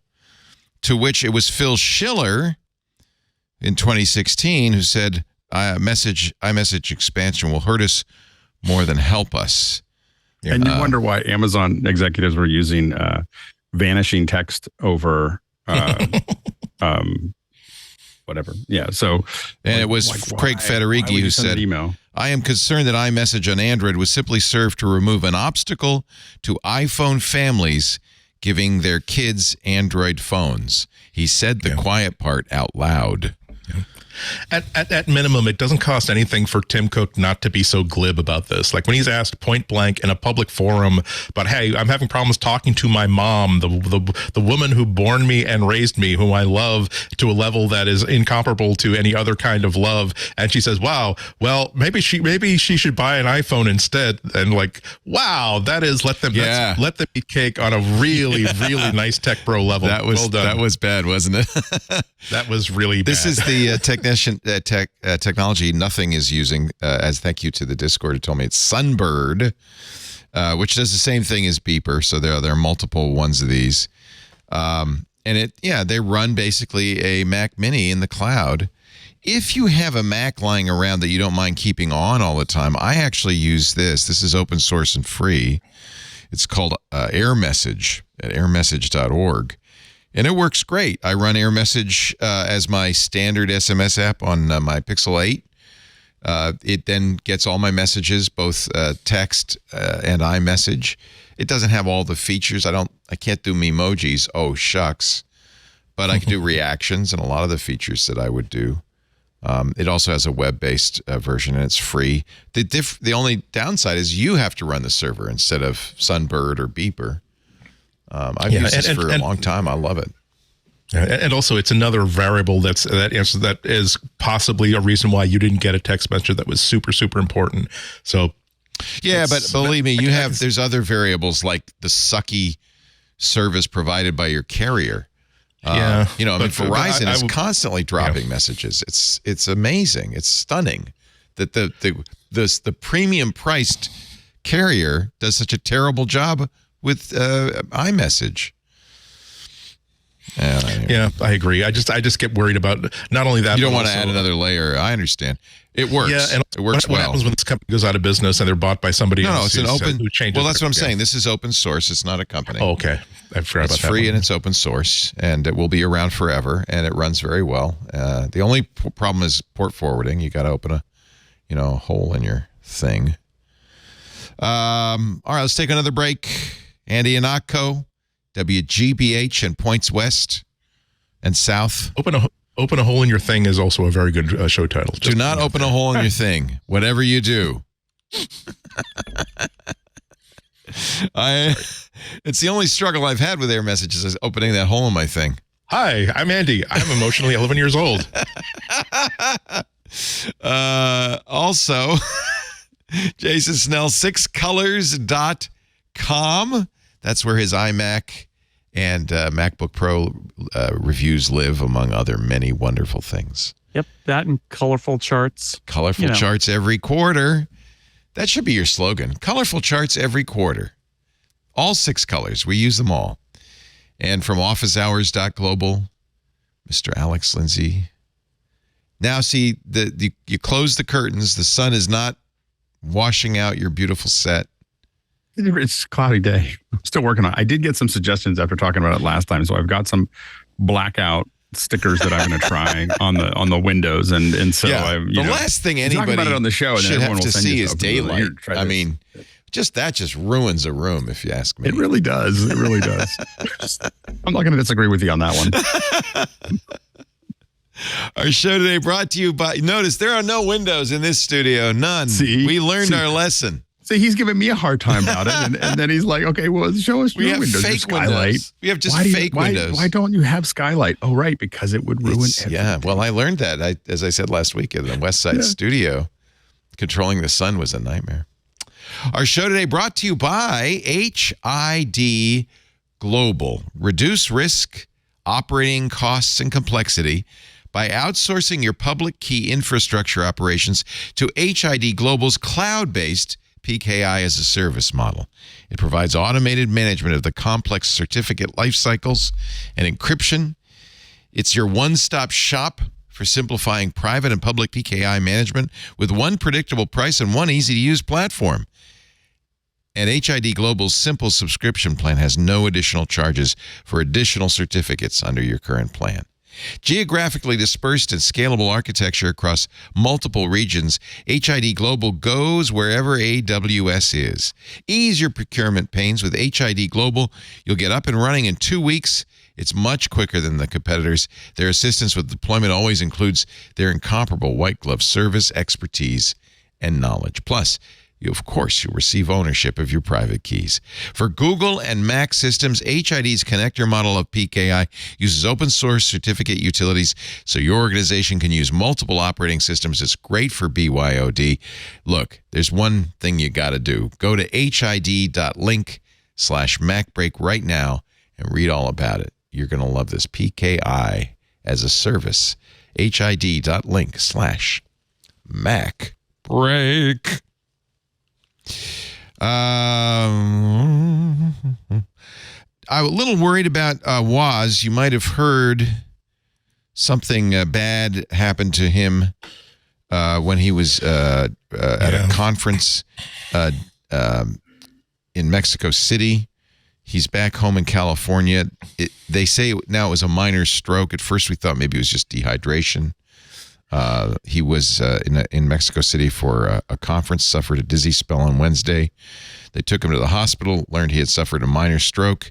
A day later, he said in an interview, this is from Trip Mickle reporting in the New York Times, that the hospital released him and he was, quote, doing good. It's good. It's good that we didn't get a report from the family that he's doing good, but that a reporter was able to talk to him and he said whatever. I mean, it's tough. It's tough because personal health should be private. If someone wants to keep that private, they should not have to answer any questions to anybody on it for any reason. But Woz is pretty beloved by a lot of people, including everybody on the team. So it's good to I was pretty like, oh God, but just because the early news was that all we know is that he was taken to a hospital. He was supposed to talk, and right before the talk, he was taken to hospital. And it's like, oh God, what happened? He had a dizzy spell. Yeah. The worst part of the experience, he said, was the hospital required him to stay on a gurney for 24 hours. It wouldn't let him roll on his side. You know what? I would be unhappy about that too. He will be canceling a number of trips for speaking engagements in Dubai, Medellin, and Baku. That's life for me in the busy times, said Woz. I love you, Steve. Stay well. Thank God he married Janet. She insisted that he go to the hospital when he started feeling dizzy. She said, Steve, you're coming with me. And Janet's pretty awesome. She is. We know, of course, her. We've all been on a cruise with her, haven't we? We know her and Woz very well. Janet used to be an Apple education product manager, and I think that's how they met. I don't know if they met on a cruise, but she used to come on the Geek cruises with us. Yeah, they might. I don't know. I remember I had multiple meals with Janet and Andy on that Mexico cruise, I want to say. Yeah. And she's great. Yeah. Back in the day, and she's great. She is amazing. Woz is always fun. I have lots of great pictures of Woz. We were on a South American cruise that purported. I've told this story many times, but forgive me if I'll tell it again. That purported to have an excursion to Antarctica, and of course, Woz and I both signed up gladly for this. And they said, "All right, you got to bundle up." In fact, I brought with me thermal underwear and heavily insulated clothing and everything, because we're gonna fly in a plane to Antarctica. We were, in the southernmost part of Chile, and we were gonna fly in a plane to Antarctica. We go to the airport in an excursion bus, Woz and Janet and me and 10 other people, and we get out, and there's a guy looking at a map with a frown and concern, and then another guy comes up and looking at a map with a frown and concern. And then the cruise director comes up and looks at the map, and then he announces, "I'm sorry, folks. The weather just won't allow us to go to Antarctica." And I asked him, I said, "Have you ever been to Antarctica?" He said, "No, the weather has never allowed us to go." "You have this excursion, but you've never actually done it?" "No, we never get to go. But don't worry, because we have a alternate standing by. We're going to Torre del Paine, which is great. It's these beautiful mountains, 2 mountains." But see, Woz, this is the reason I'm telling this story, Woz is a smart man, because underneath his 18 layers and his thermal underwear, he's wearing shorts. So he strips down into shorts and a T-shirt. He's ready to go to Torre del Paine. And I'm going I'm in my snowsuit. Can I say that if Woz was like the official ambassador of really rich people, people would not have a problem with rich people, because the He's way so that, wonderful. He used to go when he goes to he went to a speaking event here in Boston, and he brought his Segways with him because he wanted a Segway going on it. It's just. Oh, that is someone gave good fortune to someone that I very much approve of having extreme good fortune. He's kind of a goofball, and we love that about him, right? He's not arrogant in any way. He was teaching, I can't remember which school, but he was teaching San Jose State. Programming. Yeah. Yes. No, in a high school. Oh, that's right. He was teaching a high school. He went to San Jose State to get his degree after founding Apple, and then went on a teaching credential, and then went on to teach high school. He was speaking at an event I was at last year, and earlier this year, and he was talking about it, and he said, there's a lot of technique on how to teach and everything else. And he goes, but the bottom line is he goes, if the kids are excited about programming, they'll learn how to. If they're excited about anything, kids will learn how to do it. And he said, so I just focus on getting them excited about doing it, and then they learn how to program. And I was just like, okay. And in case you doubt, that's classic Woz. The story I just told, here is a picture of Woz and Janet at Torre del Paine in his shorts. We were going to Antarctica. He had shorts underneath his snowsuit. He, by the way, also doesn't go anywhere without $2 bills and a Nixie watch. And if it's not loading, Smug Mug. Come on, Smug Mug. Let me do it again. I have to double click it. Here he is wearing his Nixie watch and his $2 bills, and all the rest of us are amazed that he's in shorts. So not only that, but he buys them in sheets. He has them sliced and then gummed into like notepads, so he can just like literally peel them off of a pad when he needs to tip somebody. And he plays a game. He says, "Oh, don't worry, these aren't counterfeit." As he's tearing $2 bills off a pad, and he says, "I fully expect people to decide that they're counterfeit, and give me a hard time. It's part of the fun." What? Why there hasn't been like an HBO Max miniseries just about fictionalized stories about Woz? Funny. That would be the easiest 10 episodes ever. He has his business cards are very, very thin steel, which is a well, I still have his in my wallet. It's highly impractical. I'll go get it. But you know why he does it? Go ahead, go get it. I'll finish the story. He does it because he loves to. He's sitting in first class on an airplane, take out his business card and cut the steak with it. It says, "I don't like those plastic knives they give us." So he goes to all the trouble to get a metal business card so he can do that. Here's a picture of Woz and Janet playing their Game Boys with one another as we're waiting for the bus to go somewhere on one of these geek cruises. He's got both a Nixie watch and it looks like, I don't know, is that a Fitbit? It's pre-Apple Watch era. He and Janet have another watch on their wrists, and they have connected their Game Boys so they can play against one another. Those geek cruises were a lot of fun. Weren't they I'm fun? sorry we've left the era of the geek cruise behind. I know. But those were great. And it was really fun hanging with Woz. I love it. Let me see the business card, Andy. Look at that. Solid metal. He was very proud that you could cut steak with it. Yeah. And it's like it is like the coolest thing I have in my wallet. He's the greatest ever. Yeah. I wish I'd saved mine. That's pretty awesome. Yeah. Yeah. Anyway, we wish you the best. We love you, Woz. I forgot. We wish you the best. Yeah.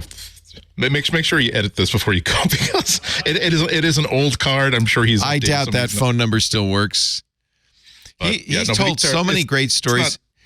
Yeah, because it's not just, hey, here's you've met Steve Wozniak, so here's your. No, it has an actual phone number and address on it. Phone number, home number, email address, his home address on it. Yeah. It's like. So we'll blur that out. Kevin will do his magic and blur that out. Yeah. I think one of the reasons why I keep my wallet, so that if someone steals my wallet and they go through oh my God, he knows this guy's he knows someone who could probably have me killed. I need to return this wallet to him. Well, anyway. Yeah, Steve was a notorious hacker. Both Steves were back in the day. Woz told me he used to like to. Maybe it was somebody else who told me he went over to visit Woz and he would spend his evenings listening in on satellite phone calls. Oh yeah. He would hack into the radios and listen in. Some people listen to police radios. He liked to listen to satellite phone calls. So on that Mexico cruise, he had a phone, and it was a phone. He had like a Western Electric phone. Yeah. Yeah, that classic black rotary dial phone, which was his cell phone. Yes. And the cell phone was inside like the cell stuff, and it would ring. And I believe you could even dial with the rotary dial. You could. And translate that into tones and send it out. Hilarious. You totally could. Hilarious. He said, "This is my cordless phone," and it was literally a cell phone and an old phone. And can I also say that there are a lot of people, especially in Gen X, who were like little kids, little nerds, who were in communities where little nerds were not really appreciated. People who like to take apart talk radio were not appreciated. But you hear all these stories about Steve Wozniak, and you're just inspired to say, "That sounds interesting. I'm gonna be ennobled to do that too. There must be a reason why the phone system works the way it does." I bet it's written down somewhere, and I bet I can read that document and then do cool things with phones that if that in 10 years would get me super arrested, but I can probably still get away with it right now. He was also, he'd like to bring toys on these cruises. He brought green lasers on one of these Mac Manias. That's his arm with the cufflink holding the green laser and making it shine in everybody's eyes. I remember my mom was entranced by him. In fact, I think somewhere we have a picture of him. And here we are. That's Dr. Mac, Bob Levitas with Steve and me on one of those cruises, acting silly. I think it's a formal night. He's wearing a tux. Love you, Steve. And yes. It's important that we say these because he's in good health and he's fine. And don't save all those great anecdotes for a less pleasant time. Again, miniseries. Somebody. There's money. Forget Steve Jobs. Why aren't they making the Woz miniseries? That would be awesome. The Us Festival, you save that for season 2 because that's going to be the entire season 2. He spent his entire fortune. There's also the great stories of, Steve Jobs saying, I don't want to give stock to our employees. And Woz saying, well, we're going to, because I'm going to use my stock and give it to the employee. He gave away his stock to employees after Jobs said, no options for the employees. There's lots of stories like that. Yeah. Truly. Steve being employee number 1 and Steve Jobs saying, okay, guess what? I'm employee number 0 because that rubs me the wrong way. Yeah. Anyway. All right. Apple, we found out, gets 36% of Google's revenue in the search deal of the money Google makes from Safari on the iPhone. Now, the funny part is this was not supposed to be revealed, but it came out in the trial. A witness for Google let it slip out. And in fact, I think it's Bloomberg that said they could see that here it is, John Schmidtlein, Google's main litigator, visibly cringed when Murphy said the number, which was supposed to remain confidential.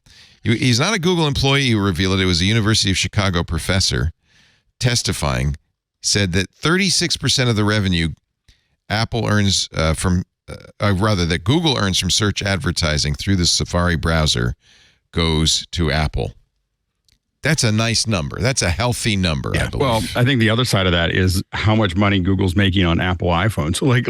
They keep the other 66 or whatever. Yeah, 64. That gross is the gross is between 50 and 60 million. I mean, that's what it sounds like. I mean, it sounds like a big number. Oh, it's more than that. 50, 60 billion. I'm sorry, billion. 50 to 60 billion dollars from just the iPhone. Because we know also from this trial that 36% is $18 billion.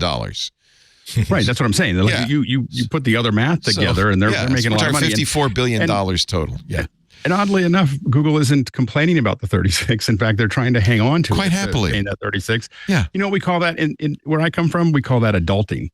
Yes. They have a virtual product that doesn't cost them any production money, and they're paying 36%, but they're keeping 64% of it. I think a lot of the other developers might want to think about that a little bit. The Google's paying more than them, and not complaining about it because they are printing money on the iPhone. Yeah. This is why all this testimony is number one. This really illustrates why a lot of news agencies like the New York Times, a lot of reporters are like, why is so much of this content being censored? Why you're just unnecessarily protecting the business interests of these litigants as opposed to we should have access to this information. There's going to be FOIA requests. I think maybe if that's applicable. I forget if it's actually applicable to court procedures, but no, I think it's just public records. I'm sorry. I'm just going on a tangent, but yeah, there's so much stuff that is being argued about that. Why is this being censored, or why is this document not being available? I mean, I'm almost like visiting the repository of court documents in this case as much as I'm like hitting Reddit these days, because you never know when something really interesting is going to drop.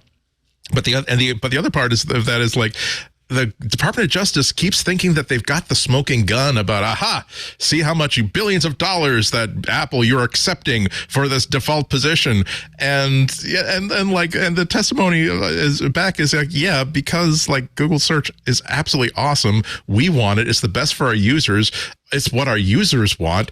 It's Google's willing to give us the money for this placement. Why would we not willing to accept billions of dollars a year to make the default a product that is the best for our users that they want, that makes our product better? Explain to me why that is in any way illegal, improper, or immoral. And Andy, I want you to take good care of that business card. I just got a link from POG in our IRC. You don't have to worry about blurring it out either, because it's available on eBay for $2,500. Yikes!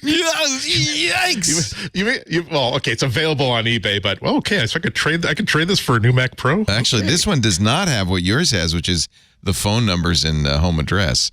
So it does have, though. What is this code here? Where it's 408888. Oh, that's his phone number. Steve, you wag. 408 area code. It's a 10-digit number, and he's doing some sort of weird punch-out thing. That's his phone number. All right. I won't. The phone number is on there, but I bet it's a business number. Does yours have a punch-out like that?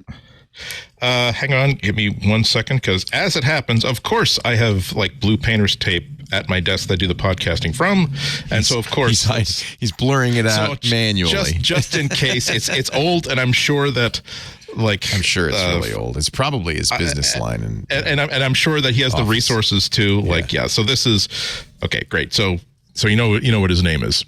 But yeah, so this is the form of like my business card. All it has are these microfine like perforations, which at the time was like an incredible flex that you had like a manufacturing device that could actually make a mesh that was this tiny.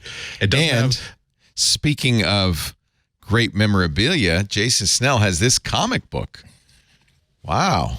That's from our library. That's a children's book about the tale of Woz and or the two Steves, I guess they call it, the two Steves. And the personal computer. And not the most accurate illustrations of Steve and Steve, however, I must say. I don't know. Maybe when they were young at Berkeley or something, maybe so. I don't know. I mean, it was the names. I love that it's legends. The names seem to me familiar. Don Lemke wrote it, and one of the illustrators is Al Milgram, who I think was a Marvel Comics. Huge Marvel Comics artist of the 70s and 80s and 90s. Marvel Comics editor. There you go. Yeah, he's pretty huge. Yeah. So, or excuse me, at the time he was really. It does look a little bit like. That's why I thought it was a comic book. I thought, this must be a comic book. Yeah. That's a kid's book. Nice thing to have. Yeah. Have you stolen it from the school library or? I think it might have been weeded. This is the public library, and my wife is a librarian, and I think maybe, I don't know whether it got weeded or whether it's still there. Sometimes very old computer books get weeded, and I might get them or give them to friends, because at some point they are irrelevant. Like, you don't want the kids checking out the books. Right. This one's history, but like a lot of them are like, oh, no. Like, we don't have that many planets anymore, and they got to come out of the collection, replaced with new books. One day, a personal computer will be able to store 100 recipes. Here's a beautiful page from this. So it was kind of a comic novel. It wasn't. It's a kid. It's a graphic novel. Yeah, graphic novel. Yeah. But it's a book for kids. Nice. Yeah, it's like a kid's. In the late 1960s, Steve Wozniak lived in Sunnyvale, California. Steve, we have to talk about your report card. Your English and history grades are slipping. But I'd rather read these science books, says young Steve. That's cool. That's really cool. I don't know if it's accurate in the least. I don't know. I think he probably said, "How would you like to be able to make long distance phone calls for free?" That's much more accurate. Dad, with this Captain Crunch whistle and this small box of circuitry, you never have to pay for phone calls again. Turns out the electric company owes you $800 this month. Wink, wink. I presume it's well known by our audience, but the two Steves used to sell blue boxes door to door. Which meant you didn't have to pay for phone calls, because it was the secret tones of the phone service. Yeah, right. Because in those days, that's how you hacked the phone system, is literally made noises into the phone. Yeah. Amazing. The original blue box, designed in 1972 by Steve Wozniak and marketed by Jobs and Wozniak. Here's a picture of it it was apparently an auction at Bonham's. Yeah. Sure. We talk a lot about the porous nature of, whether it's cryptocurrency or other things. Like, it's anything that's new, no one really knows what to do with it yet. And in the 70s and 80s, it was so porous. Well, I've talked to hackers from this era, including Woz, and what you did is you dumpster dived the manuals. Oh yeah, behind the phone company. You'd get all the AT&T long lines manuals, and you'd reverse engineer it. I mean, that's what Captain Crunch did. That's where I learned that from, like reading about Woz, because I grew up like around the 128 belt, Route 128 like technology beltway, and like also having enough insight to know that I'm 13 years old. The worst that can happen is that they chase me off. They're not going to arrest me. And so I was at the Polaroid plant like at 8, 9, 10 at night, like going through dumpsters with a flashlight with a piece of sellotape over the front of it to disguise the color. Oh, you were that guy. Cool stuff. Oh, that's cool. Well, did you have a clever hacker name? This, according to the documentation provided by the auction company, it was marketed and sold by Wozniak, who took the phone freak name Berkeley Blue, and Jobs, known as Tobar. They sold about 40 or 50. Jobs said no, it was more like 100. Jobs also said if it hadn't been for the blue boxes, there would have been no Apple. I am 100% sure of that. This blue box ended up selling at auction for $125,000. I can believe it. That is a pretty good price. Really nice piece of history. But isn't it fun that even back then it kind of illustrates kind of the tension between like the complexity of the personality that is Apple Computer and the people who run it. That on the one hand, you have this very, very hippie personality that, hey, I grew up, I went to an ashram, I used to pick apples and I meditate, and you have this diet and lifestyle. At the same time saying, ooh, we can make a product out of that device and sell it to people for money and make money off of it, which is not a bad thing, but it's always interesting to see that real people have that. There's always that interesting multifacetedness of like, it's not like, it's not like, you know what, I bet that we could evangelize this to the world and create new, like, wow, I bet, how much would it cost to make 100 of those boards? How long would it take us to actually hand solder all those? And how could we sell, who do we know who would buy one of those? This is more of the history. In 1971, Esquire published an article called The Secrets of the Little Blue Box. As Woz recalls, he read the story and called his friend Steve Jobs, still a senior in high school.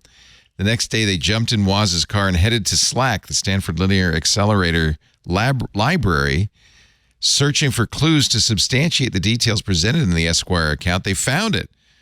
Woz writes in his biography, I froze and grabbed Steve and nearly screamed in excitement that I'd found it. We both stared at the list, rushing with adrenaline. We both kept saying things like, oh, and wow, this thing is for real. I was practically shaking with goosebumps and everything. It was such a eureka moment.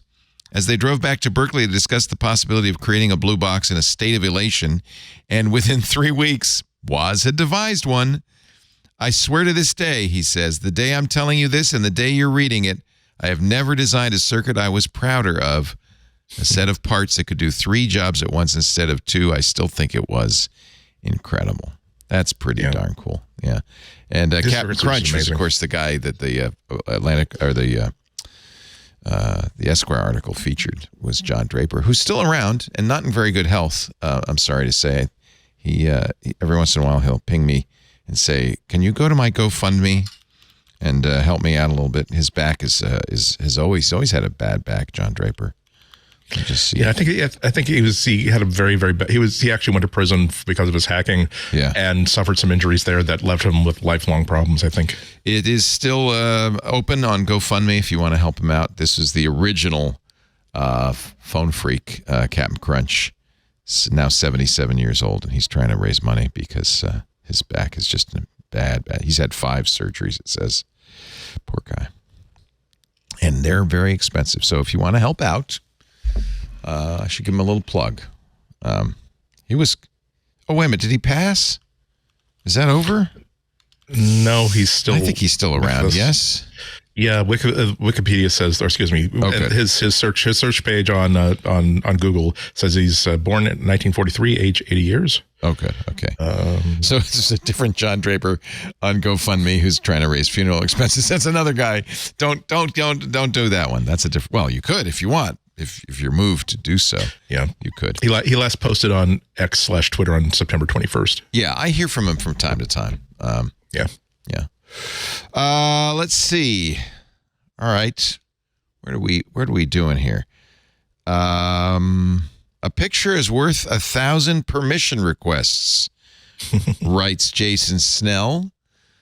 Yeah, the screenshot I took while I reviewed these iMacs and MacBook Pros, right? So I had to migrate. So I had a USB drive I got it right here. I've got my Time Machine backup or a carbon copy cloner backup of my Mac Studio, and I just used that and migrated this to the system so I had all my apps and stuff so I could actually use them, right? Not just a bare system with nothing in it. You can type around and stuff, but are you using the computer at that point? As a reviewer, I want to kind of use it. So load it up. Fine. Yeah. And migration is a common thing, right? Whenever you get a new computer, Leo, did you migrate to your new MacBook Pro? As I mentioned last week, I have a very nice system using Homebrew, and that's true. And I don't have this problem that you have right here. Okay, so Apple's migrate. Well, I mean, you do sort of, but over time. It doesn't happen all at once. Yours happened all at once. It migrates your preferences. It migrates your apps. It migrates your login items. It migrates lots of stuff. What it doesn't do is migrate your security and privacy permissions, which have been for the last few versions of macOS kind of pernicious. And as a result, what happens is on your first login, it attempts to open everything on your system, at which point you get a billion permission dialogues, each of which, if you click them, will generate another permission dialog box, usually, because they're not usually asking you for one. I also have apps in the background saying, please, I need permission. Please, sir, may I have permission? And I decided to take a screenshot of it. I tried to get a recording of the big pop-up. I didn't do that, although I did get a great recording of 30 extension blocked messages appearing at one time. And I wrote about this a month or two ago, but it just was another reminder that fundamentally, when you buy a new Mac, you should be thrilled to get that Mac up and running, and Apple wants you to migrate it. And right now, when you get to the end of the migration, you then will click, depending on how many programs you use, maybe dozens of times through these interruptions that keep coming up, asking you for permission to do things on your computer with your software. And I feel like Apple is right to try and protect the user, but their user experience part is obviously not a priority or has lagged behind, and they need to do better. And I was reminded of it again in this migration that it's my app would like to read the desktop. My app would like to read the documents folder. Yes. My app would like to read a removable drive. My app would like to read, it's my app. Can I just say yes? And the answer is no, you can't. And then it'll be, my app would like to use your camera. You can't say yes here, but I can open the settings app and go to the right tab, and then you have to check the box there. But some apps are oh no, you have to drag in an icon, and it's too much. And I'm not saying that, again, that security is not necessary, but that Apple needs to do a better job with the user experience, because we really have reached Windows Vista level of pain. I have mixed feelings on this, because I really think this is a good thing, that nothing should be able to access your documents folder, your desktop folder, without you explicitly giving it permission. And that's what's going on here, or your microphone or your camera. And I guess the ideal would be one pop-up with checkboxes, but it doesn't work that way. The apps are one by one asking for these intents. Well, it doesn't. It could work that way, because they could ask. They could. In fact, what Apple built it for is to ask in line. So you would, when it needs something in the desktop, it would ask. But the fact is, the facts on the ground, right? Every app just asks right when it launches for everything, because it doesn't want to get in your way later. And as a result, you get this whole chain. So it needs to be rethought. I guess. And for migration, it should probably get rolled up. And I would like, as a power user, I would like to be able to say, yeah, I trust BBEdit. Let it do whatever. I don't care, and it won't let me. Now, I did hear from somebody who said maybe what Apple will learn from this is migrate permissions.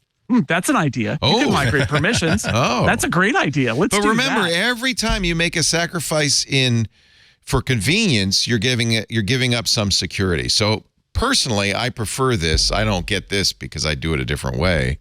I also think you run way too much crap in the background. I don't. I think it's a reasonable number. I mean, SetApp, Fantastical, SwiftBar, LaunchBar.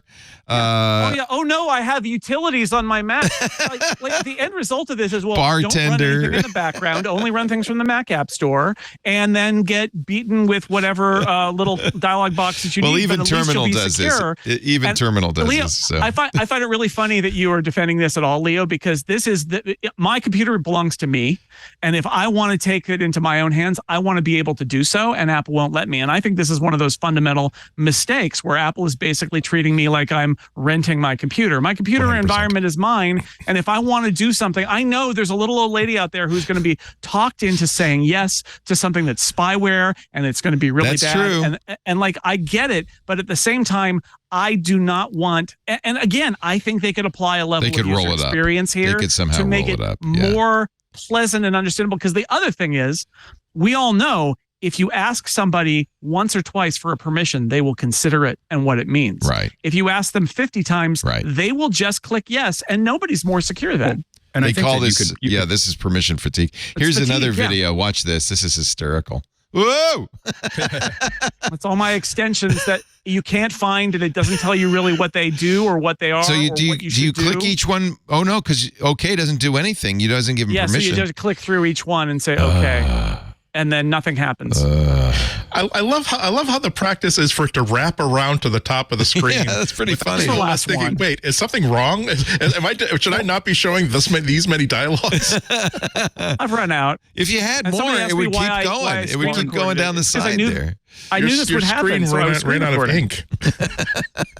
Yeah. So there's again, it's like what frustrates me about this is that I hear the security arguments and I get people who are saying you just don't want it to be secure, and it's like that is not it at all. I feel like Apple is putting max effort into Mac security. Great. It's a fundamentally insecure operating system. It's not like iOS or iPadOS. They're trying to use what they learned and do better. And like, it's a hard job, and they've done a really good job at making the Mac more secure over the last few years. However, I don't sense the same sense of urgency in making this a good experience. And fundamentally, like I said, if you give people permission fatigue, your security isn't better.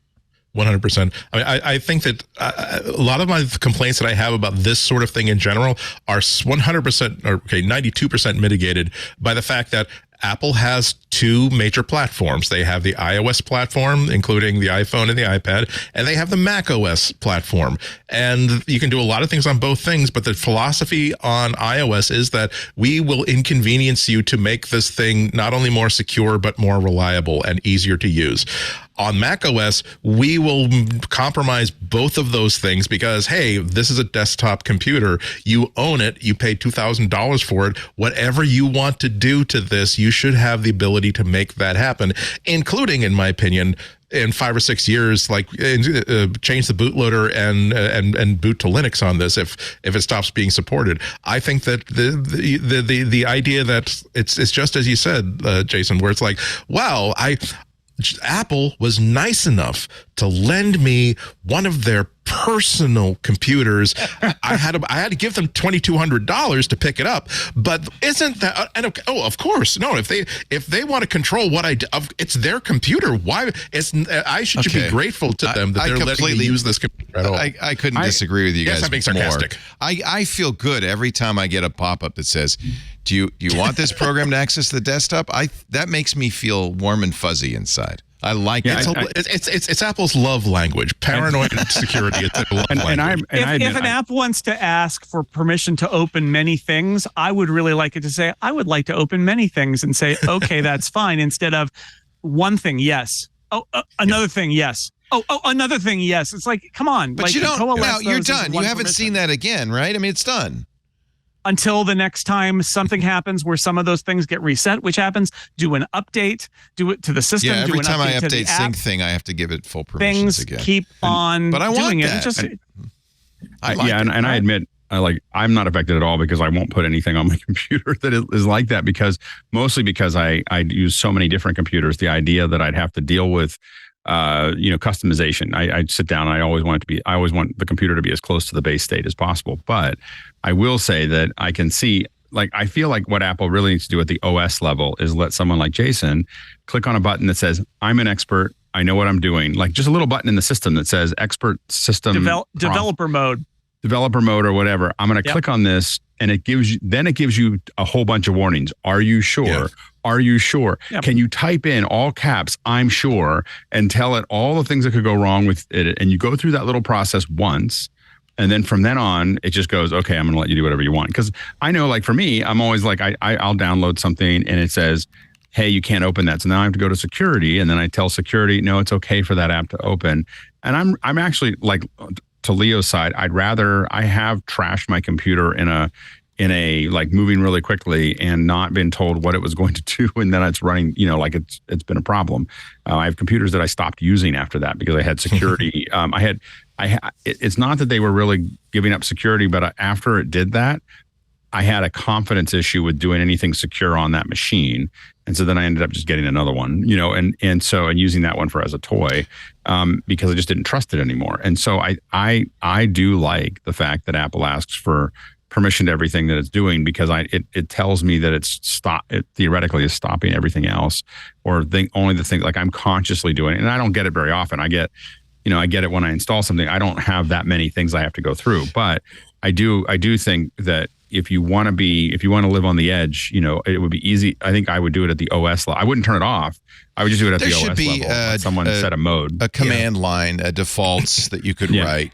Command line would be great. Say yes always to these things. They could put that. I don't mind that, but I think they could do better with the UX though. I mean, I really again. Absolutely. They originally conceived it, and I think it was coming from a really good place. The idea is the first time that app you're using asks to read a file on the desktop, without telling you, right? Because you can still use open and choose any file in your system, and because you chose it, it knows. But the first time it needs to look on your desktop to see if there's something there without your knowledge, it says, "Hey, can I look?"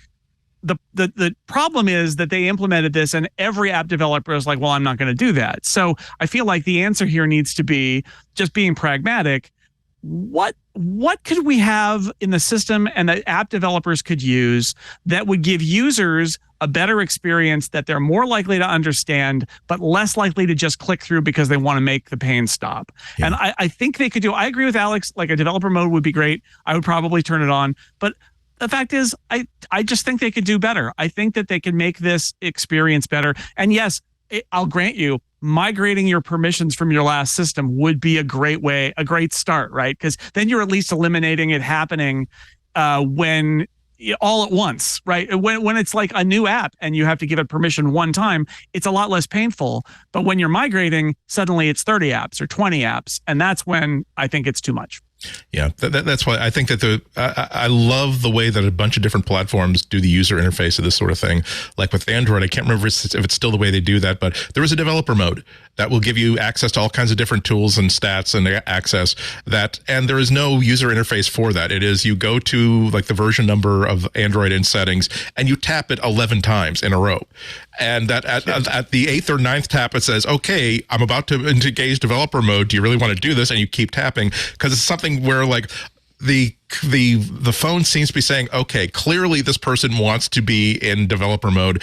They want it so much that they've searched for the secret way of engaging this that we've hidden. So therefore, we're not going to question that person. I love the way that app signing works on macOS, where it's like, I'm not going to, we block the installation of this app because it is not signed. But if I'm going to give you a little bit of a test that if you think that this is something you really want to do, go into settings, do this, do that. We will actually mother may I 2 or 3 more times, but we will let you do this. But we will make it just enough of a pain in the butt to make sure that you understand that this is not something we would love for you to do. But the idea of like, if I'm running an app installer and part of it is, and it stops because, I click through all the permissions in the app installer, but the OS asks, "Ooh, do you want this app that installs apps to actually have access to this volume?" Yes. I would have thought that was implied, computer. But if you need me to click this button after realizing it was there 18 minutes later, yes, do that. It's basically the last part of it is, it really is just like the philosophical and the psychological part of it. I am perfectly fine with, I don't want to suffer a disaster of any kind. I don't want to get screwed for any reason. However, if that's going to happen, it is much easier to deal with if it's like, that was stupid. I didn't do that thing that I should have done. Okay, I've live and learn. As opposed to, no, I can't copy this document onto this device, which I absolutely need to do to make this deadline, because Apple decided that I can't be trusted with something as radical as putting a file from point A to point be. That gets me very ragey very quickly. There's a corollary annoyance. I was thinking, well, couldn't you go into security and give all file access? But you have to do that on an app-by-app basis. And there's a corollary that happens to me a lot. And I kind of sympathize with your annoyance in this particular one where applications say, well, I need accessibility settings. So you have to manually go into accessibility and give me full accessibility. I don't even know. Discord does it. I don't even know why they want that. And screen sharing probably, or some other UI I don't want to control. give it to them. You know? And I get why Apple does it that way, right? Because that is something that they have obviously a bar that if it doesn't clear the bar, you are not going to get a little OK button. Yeah. Like you actually have to do more labor in order to do this. Yeah. I get it, right? Like I really am not saying that. I think Apple has done an amazing job of making a fundamentally insecure operating system built in another era more secure.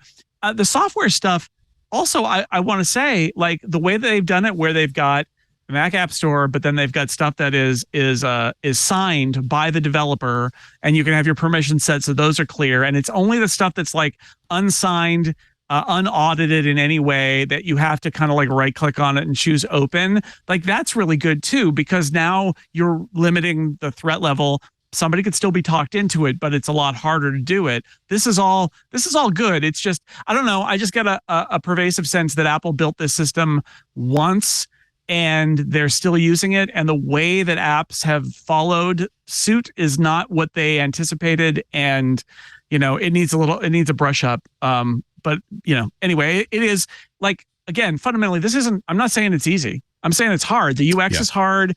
The idea of people skipping over permissions is hard, but it's hard, I think, either way.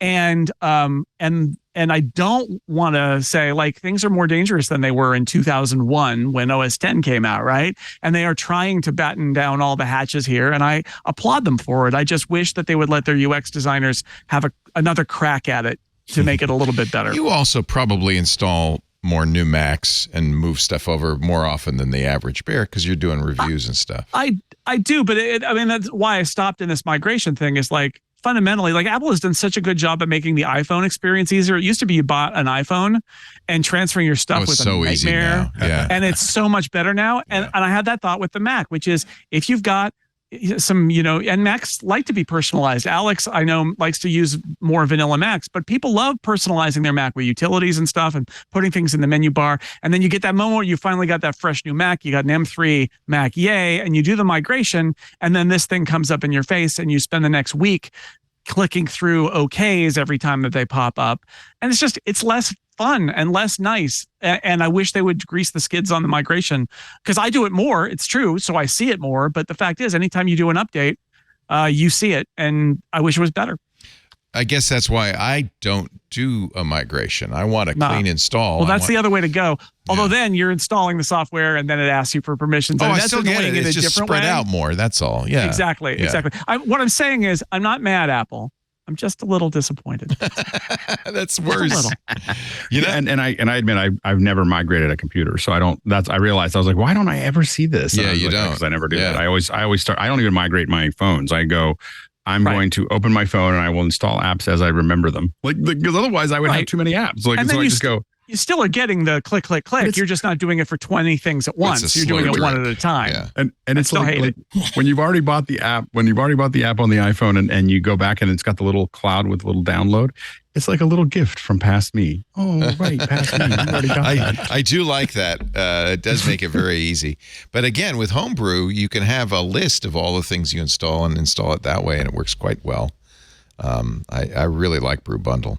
Here's a guy who I think might be losing access to his Vision Pro. His name is Scott Stein, and he writes for CNET. And he says Apple's iPhone spatial video looks amazing on Vision Pro. Is he allowed to write this? I tried the I think he's one of those like Joanna Stern and John Gruber. He's one of those people who got an advanced look at the videos. But this is November 10th, so it's a current story. But they just did it. They just did it around. Joanna Stern posted on her X and also on Wall Street. They said, come on over to our place and strap this on Yep. And he said, "Oh man, that looks great." Okay. I think Joanna Stearns said that they actually had like a sushi chef. Yeah, that's what this guy says too. Sushi. chef. He says, That "I'm is looking not at a plate of sushi hovering in front of me in 3D. The chef finishes off toppings on yellow roll. You know what? Screw you guys. I'll never ever get invited to this ever." Dr. Tong's 3D house of content. And Would you like I'll be honest with you, US Scott and Joanna. I don't really trust it when you say, "Oh, look how good this looks," because I think you're high on the free sushi.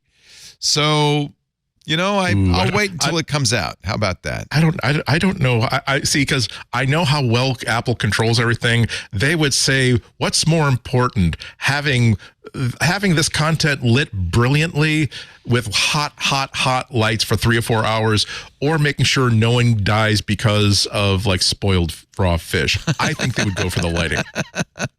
Exactly my point. I'm just jealous. I just live And I in think a it's world of green envy of all these people who get to go to these Apple events and get MacBook Pros with them 3 Extremes sent to them for free. And here We're the I am last spending honest my cops in a hard-earned deeply savings. I'm not buying a Vision Pro. I don't care. I'm not buying one. Yeah. I don't need to see this. Yeah, but I think this does answer the question of people were making fun of the fact that people are going to shoot their home videos with a with the Vision Pro. The Vision Pro is capable of it, and it potentially could shoot better footage. I think only so. Because the interocular. I bet you on the Vision Pro, the interaxial distance will match the interocular, which is what's not going to happen with the phone. The phone is.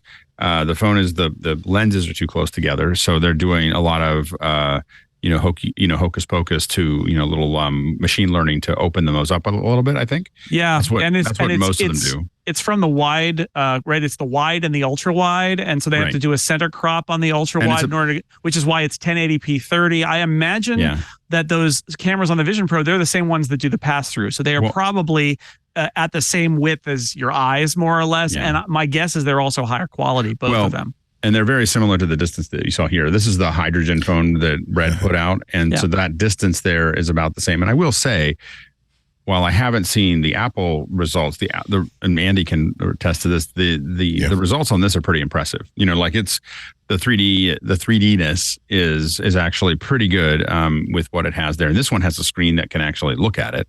I think that you'll see. I mean, my son's turning 16 in a couple weeks, and I'm definitely shooting his. I'm definitely going to shoot it in 3D just because I can. But so I this think requires also, 17.2. It's not out yet, and of course a high-end iPhone 15 Pro. 15 Pro only. Yeah.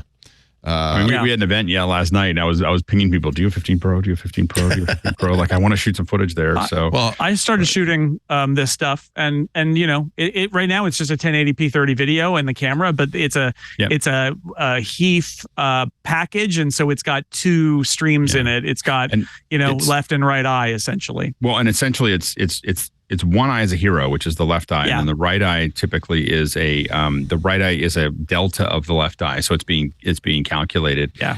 What's the interesting hackers about it are trying to unpack the format, and they have failed thus far. I'm waiting for them to. I do think that it would be great to be able. I really want both eyes, but there's a lot of magic going on there because in the format that it's in, it can travel through editing and all kinds of other things without you having to think about it.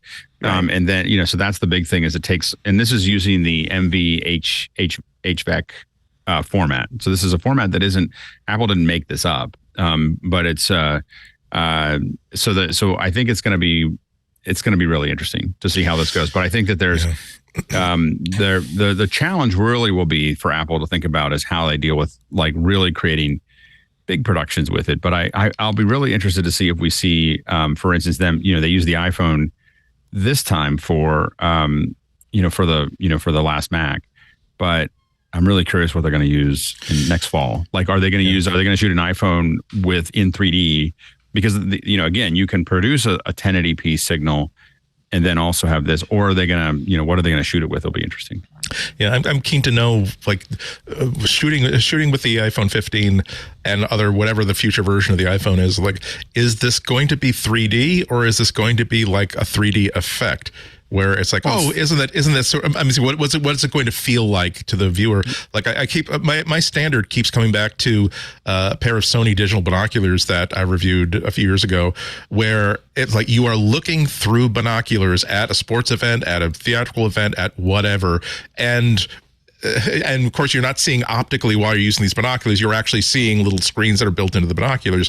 But you're recording video that is literally spaced the exact spacing distance between your two eyes.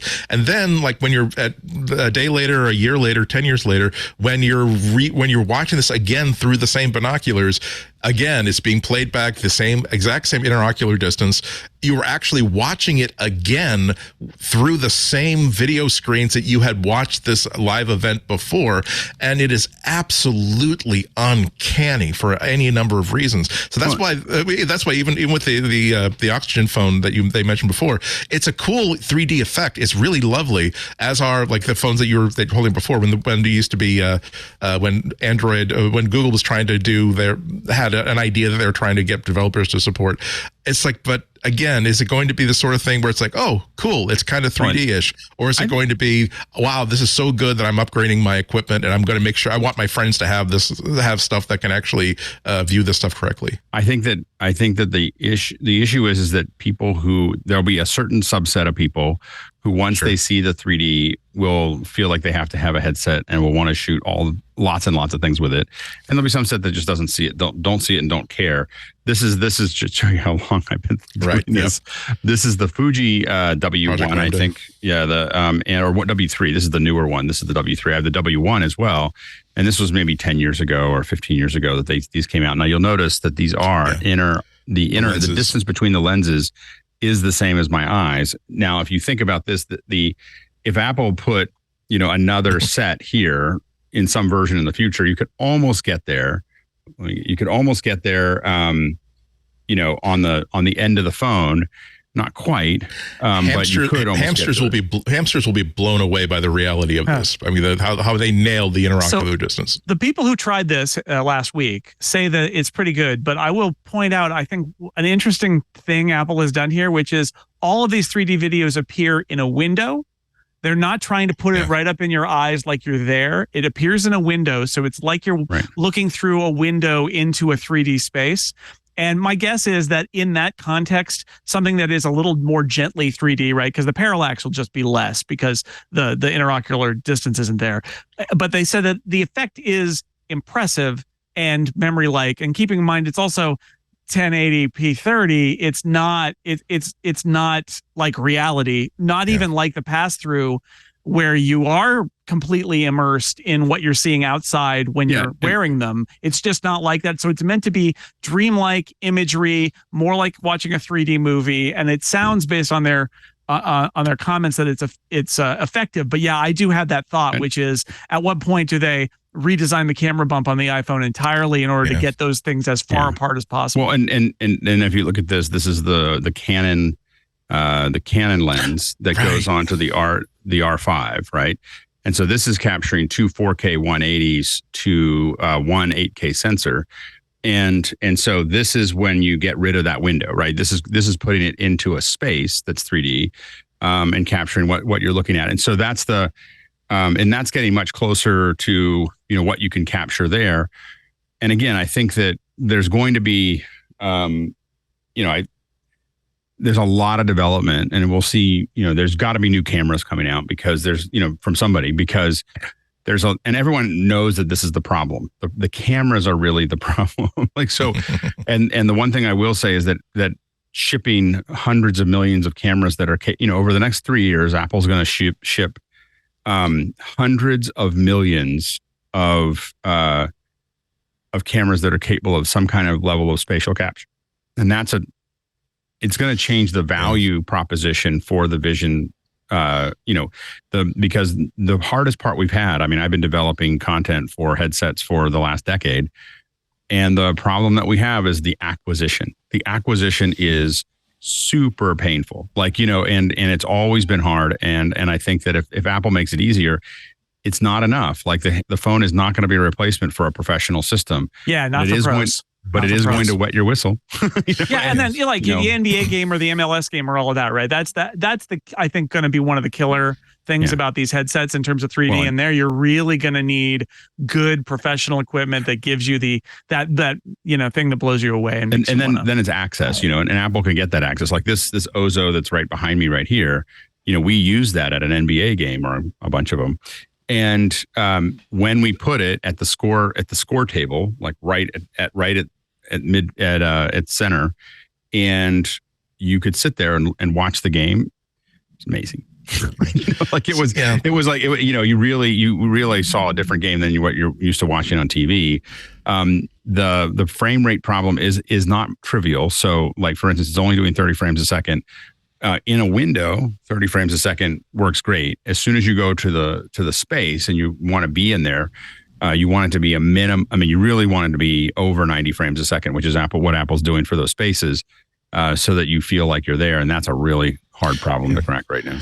What do you think the chances are that Apple that the Vision Pro can score on this? What I'm really excited about is the idea of not just simply, hi, I'm shooting video in 3D of this thing that I'm watching, and I'm probably trying to be as stable as possible because I don't want people to throw up because I'm making jerky like head movements while I'm doing this. I'm more excited by the idea that I happen to be wearing this device, and maybe I'm doing word processing, maybe I'm catching up on email, but the fact that I'm moving through like my office while I'm using this device means that it's constantly taking in 3D surface data and geometry of the space I'm in, so that at some point in the future, I can either through NERF or whatever, all this data can just sort of in the background be creating a live model of what this space was like. So I revisit it. Like that to me is much more interesting than, oh look, I can actually, this person's holding out their hand, and if I turn a little bit, I can see that there's a butterfly behind their hand. It's like, okay, that's nice. Well, but I mean, I think that just using the parallax, you don't even need a stereo camera. The stereo camera does actually make it easier, but sure, using just the parallax in a scene, you can grab a lot of data. The problems that show up are like motion blur. Like motion blur is a real problem when it comes to photogrammetry, and NERFs and all these other things is that you're not getting whole pixels, and so you have to turn your frame rate up, and so that's or your shutter speed up to be able to capture that. The thing though is that in some of the stuff that we've done, there is like when you pull it off, and here's the thing that's going to happen here is that where is the sweet spot? So the wider the sweet spot is further away, the further the interaxial distance goes apart. So when the interaxial distance is really close, like the iPhone, your sweet spot, and I don't know what it is because I haven't used it yet, but the sweet spot is probably 4 to 8 feet, maybe 5 to 10 feet. That's where all the 3D is going to exist. All the things that are cool are going to live in that, because I know that from the hydrogen phone, that's where the 3D that you were going to see that is going to blow you away in a hydrogen phone was 5 to 10 feet. Like that was the window. And anything more than that starts to flatten out because the interaxial distance is too close.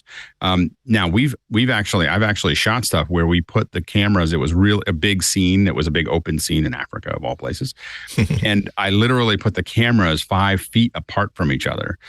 Because we want to create this kind of forced 3D. Now that'll make your eyes cross if anything gets closer than 20 feet, to you, but it makes the scene feel very 3D. And so you can extend that out to make that actually happen. And so I think that the thing is that we're going to see where that is, but I can see, like, for instance, when you think about a concert, like, oh, I'd really love to, you'd love to go see Taylor Swift with 70,000 people, but what if she sat right in front of you and played some of her songs and answered some questions?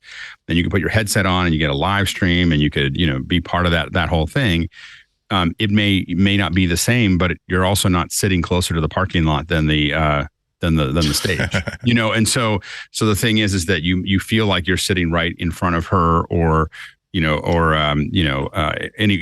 Glenn Phillips from Toad the Wet Sprocket, which he does a lot of live streams, or Michael Van. Anyway, so there's a lot of those folks that it would be really, really great to see them and feel like you were sitting there, and with the right frame rate and with everything else. Now that's not going to happen immediately, but you can see Apple taking those steps forward. And I think that what's going to happen is the phone is going to get people excited about it, and then you're going to end up with people wanting to shoot higher and higher level stuff. I still think with the headset, Apple's problem is not selling headsets for $3,500. Their problem is how fast can they make them? It's a supply problem. They'll sell as many as they can make for the first 3 years, and then they got to figure out what they're doing after that. I think they're heavily limited by the headsets are really hard to make, so they can make them pretty much any price because you can sell 200,000 of them. I mean, like they're going to sell 200,000 of them in the first week. Like they'll all be sold out. That's why the first year is going to be a very abstract sort of set of marketing data and satisfaction data, because I really do think that for a long time, the only people buying these are people that are super, super hyped up to have this specific device, and they don't care if it's not particularly useful. They don't care if it justifies $3,500. They want to have this top tier device that is supposedly an Apple approach to augmented reality and virtual reality, which is not something they've had before. Which is I assume it's going to be something very different. Yeah, and I think that also you have for a developer, you have a market of people who have a lot of free money. Like, so that, while it's not as big of a market, you've got a lot of people who will probably spend money on buying, anything that looks remotely good for $15, they're going to buy. Like, they're just going to be like, I'm going to buy it and put it on my headset because I want to see what my headset can do. That kind of thing. So that's going to be different. I mean, and that's a great reason for like Microsoft to make sure the Office suite works well, not just as an iPad app that's running in virtuality mode, but as a specific experience. But like what happens to like the makers of Ulysses or makers of like smaller apps, which is like how many years is it going to take before the amount of effort it's going to take to make a for real virtual Vision Pro app is going to be worth all the time that they're going to have to put into it. I think that one of the most encouraging thing Apple has done is basically saying that it will run an iPad app just straight out, so you're covered. If you want to spend a little bit of time, you can tweak it so that it really looks like a Vision Pro app. Not a great one, but it will look like it belongs there. And then level 3, if you want to be super competitive and really justify that this is why you need to create a VR experience for this, that's when there's going to be a lot of pain involved and a lot of I'm selling the house to try to sell something to 60,000 people. Exactly, because the volume is going to be so low. Here's what I am really worried about regarding Vision Pro software is Apple has made it clear this is basically an iPad. It will run iPad software, except as far as I know, they're still intending to do what they did with iPad software on the Mac, which is let developers say, I don't want it to be on the Mac, even if it runs fine, and without any changes. And I'm not talking about Catalyst. I'm talking about on Apple Silicon Macs, you can just run the iPad app and it works and it's great. And what's happened over time is most of those apps are not in the App Store because they've unchecked the box. I don't know why. They don't want to test it. They want to reserve the right to do a different version later. And my concern is that, my concern is that that's already starting to happen, that iPad apps are just being removed from Vision Pro possibility. And that is not great because, I already struggle with perfectly good iPad apps that I'm not allowed for some reason to run on my Mac, even though I know that they can run. They just decided they're not going to do it. And that will be because the danger here is this thing launches and all that iPad compatibility is irrelevant because the apps don't work. And that's not great. Not great. I think the reason for that is that, we've been talking a lot about all the below the line expenses and problems about developing software. And one of them is just simple user support, customer support. And so I think that part of the problem there is that, do I want to try to explain to people why a certain feature that we built for the iPad is not working correctly on their Mac? Or do I really want to try to explain to them why it's so hard to select text in the Vision Pro, given that this is such a small slice of the people that are actually funding this app? Or do I simply click one checkbox and make all of that pain go away forever? I think that's a very tempting thing. I think the challenge will be is that the larger companies will do it because they want to be part of that development pipeline and they're talking to Apple and everything else. The smaller companies, to your point, will not do it because they can't. And there'll be some point, if the platform is successful, that the smaller companies will be, have a lot of catch up, and they, if that platform is successful. And I think that, I know a lot of people have concerns about the platform, but I think Apple is all in. And I think that they've only showed us about 5% of what it does and what it can do. I think they've kept most of their powder dry. They showed us just enough to have us start talking about it. And they're slowly eking this out. And I think that over the next year or two, it's going to get pretty intense. And, I don't think they're doing this halfway. They spent a decade and billions of dollars on this platform. And I don't think that it could be a huge mistake, but yeah, I think they're going to push it pretty hard. That's why this is so fascinating on every level, that there is no assurance that this is going to be in any way that Apple can't even spin it as a kind of success. There's every possibility that it's going to sell to the people who are fascinated by this. And then after a year and a half, 2 years, all of the conversation amongst people who are interested in VR, AR are going to say, why the hell would I spend $2,500 for this new cheaper version of it when Meta has an $800 version that does 90% of it, and it does most of it actually better. Like if Apple can't convince developers to create an emphatically VR/AR sort of experience, if all they're saying is that you get cartoon windows through which you can run standard apps, again, I can walk out of Best Buy with only like $500 or $600 lighter and have a solution that actually works very well with the new hardware. And then we're not going to talk about all the details about why Apple's hardware is vastly superior. But if that is the expectations that Apple has set for the first 2 or 3 years, they're going to struggle. And if all the iPad could do was run like a sort of bastardized version of Mac apps, okay, or sort of like a fattened version of iPhone apps, it would also have struggled, as opposed to saying, well, no, this is a brand new thing. It's not even like a touchscreen desktop computer. This is going to be an iPad. And the people who develop for this platform are going to understand how to make this make sense for people who want to spend $500 on the best mobile experience ever. And they want to get it without having to spend $1,200 for like a foldable or something like that. So again, there's a lot of risk here. I don't know if Apple has enough runway to do what they did with the iPhone, which is to say that maybe part of it is they are keeping their powder dry. Maybe part of it is that this was literally everything that's working, that's stable enough that they could demo it even in a very restricted environment. And somewhere there's a big football field sized whiteboard in a conference room, and they're crossing things off saying, maybe we can have that working in 2025. We're not going to have that at launch. We're not going to have that at launch. We'll be lucky now if we can get that done in version 3 of the hardware, cross that off.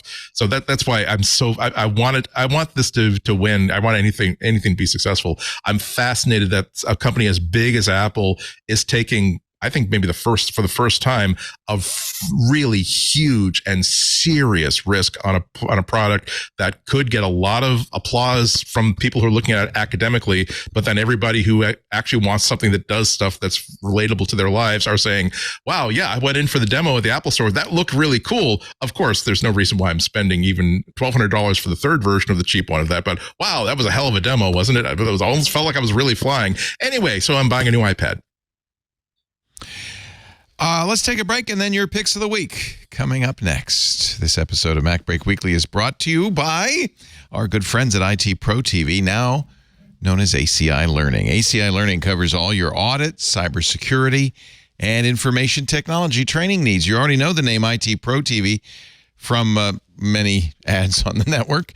Now part of ACI Learning, IT Pro has expanded its capabilities, providing more support for IT teams. ACI keeps its courses current, including MS Cloud, AWS, CompTIA, and so on. IT teams significantly benefit from IT Pro. ACI Learning kept all the fun, all the personality of IT Pro TV, and amplified their robust solutions for all your training needs. Let your team be entertained while they train, with short format content and over 7,200 hours to choose from. The audience asked, and ACI delivered just in time to wrap up your annual CPE. ACI is re-releasing their entire audit catalog in shorter, easier to digest versions. Oh, they must have been working on this for a while. That means your CPE exams for each course will now be faster, too. Check out their new audit courses and lab releases this month, including Certified Information Systems Auditor and CompTIA Security Plus. Get the full scoop on how ACI can help you navigate the audit world by visiting acilearning.com/blog. And don't miss out on these upcoming audit webinars. They're available to watch live or on demand. The impact of AI on e-learning is coming up November 16th. And then all things cybersecurity with Bo Bullock, November 30th. IT Pro TV, which is now ACI Learning, keeps your business from risking redundancy via the most up-to-date certifications and courses available. Provides you with a personal account manager to make sure you're not wasting anyone's time. Your account manager will work with you to ensure your team only focuses on the skills that matter to your organization so that you can leave unnecessary training behind. And of course, ACI Learning is ISO certified, so you know you're receiving the best world-class training that your team deserves. Give your IT team the best. Keep them up to date with the speed of technology. Visit go.acilearning.com/twit. Twit listeners will receive a free trial and as much as 65% off an IT Pro Enterprise Solution Plan. Discount, of course, based on the size of your team. So fill out the form and find out how much you'll save. Go.acilearning.com/twit. We thank them so much for their support all year long. Studio sponsors, and we really, really appreciate it. Jason Snell, pick of the week, my friend. New version of Retrobatch from Flying Meat Software. Yes, another thing I need to install in the background and give permission to. Yeah, what does this one do? Do it. Retrobatch 2.0. It is an amazing image processing utility, especially for batch images. And it basically lets you set up all sorts of logic and very specific image things. Think about like Photoshop plugins. And you can set them up in a whole like workflow, and then you drag your images on, and it'll do things like if it's vertical, do this. If it's horizontal, do this. The version 2.0, you can make droplets. So you can, I have some droplets for like podcast show art where you drag on the full quality one, automatically does all the sizing to all the different versions, saves out different JPEGs at the right quality level with the right sizes. It is, if you process a lot of images, such a great utility. It's a Mac only utility from Flying Meat. They are a great indie developer. I love Flying Meat. And yes. version 2.0 includes a bunch of new nodes for automation, including a bunch of AI ML stuff. So like there's a super res node. So if you've got a low resolution image and you want it to be bigger, and keeping in mind they use this logic, so you could be like, I need to be 3,000 pixels wide by 3,000 pixels high. This, you gave me a 1,500 by 1,500. You put super resolution in there and it won't just resize it. It will ML resize it, which means it will look a lot better at the new size. There's a film grain. There's a GPS where you can batch assign GPS coordinates. Photos export for the Photos app. There's just a whole bunch of new nodes that make it even more useful. And again, if you're somebody who ever is like, I need to process these 50 images, the great thing about Retrobatch, you build your little workflow, and then you never have to do those individual processing tasks again. You just drag it on, boom, it's done. They're great. It's a great app. And Gus is the guy who does Acorn, so you know they know what they're doing. This is like Acorn automation, so that you don't even need the app anymore. You just use all the little bits. If you need to edit pixels, you use Acorn or Photoshop or whatever. But Retrobatch is for mass processing. It's so clever. And I feel like if you are listening and you're like, that is for me, then it's for you. You'll know it if you ever have sat there and said, I got to crank through 100. Or what I do, which is I have every 3 months, I have an image I need to do like 15 steps with. And I'm like, okay, what are all the steps? And I just built a workflow for it. And I don't have to ask myself that question now. I just drag it on, does all the 15 steps, and I'm done. It's great. $40. 99% of the time when I open Acorn, it's to do this. So I should probably just get this. I was building Photoshop actions and stuff. And, you can do a lot of stuff with Photoshop actions, but it doesn't work the way my brain works because it's trying to like expose. This is actually a lot like Audio Hijack, where you've got individual blocks in a tree, and they just kind of passes the image from place to place. You can have it use that logic. So like, it doesn't have to be one size fits all, which is really nice. It can behave differently based on the what your image is, which is really very clever. So it's a great utility if you're batch processing images. A lot of people who work on the web probably have to deal with this a lot, where they've got to supply like 3 different versions of an image. Or if you're in broadcast, it's probably a thing you have to do from time to time, have different versions and different formats and different sizes. And Retrobatch will do it. It's great. Does it do curves and levels? It's like filters. I think maybe it does, but I never automate that in Retrobatch, so I don't know. Right. But that's the whole idea, is that it'll do a lot of Photoshop things. It might not do curves and levels. I don't know. It does color profiles, image. Yeah, I wonder. That's interesting. But it's a lot. I mean, for me, it's a lot of, is it horizontal? Is it vertical?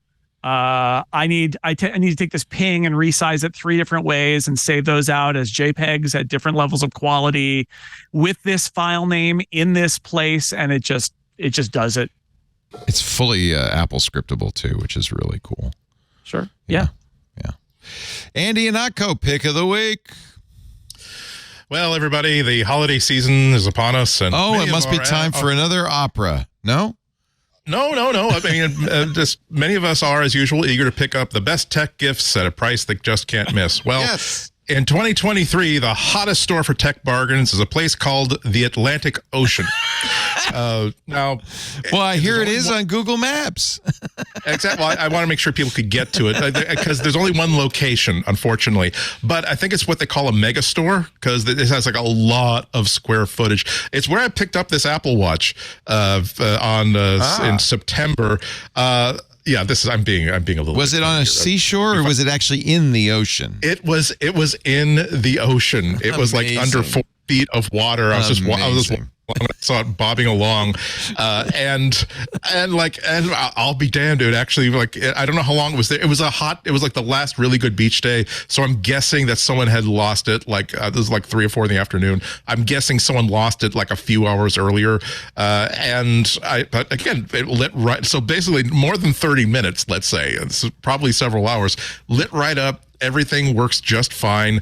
Now I did do everything correctly. I actually did a walk all the way up and down the beach asking if anybody lost. I call it a fitness tracker because if someone said, "Hey, does anybody want a free Apple Watch that I found?" just by saying, "Oh yes, I lost it," just say, "Oh yes, I lost that." But no one had recently lost something.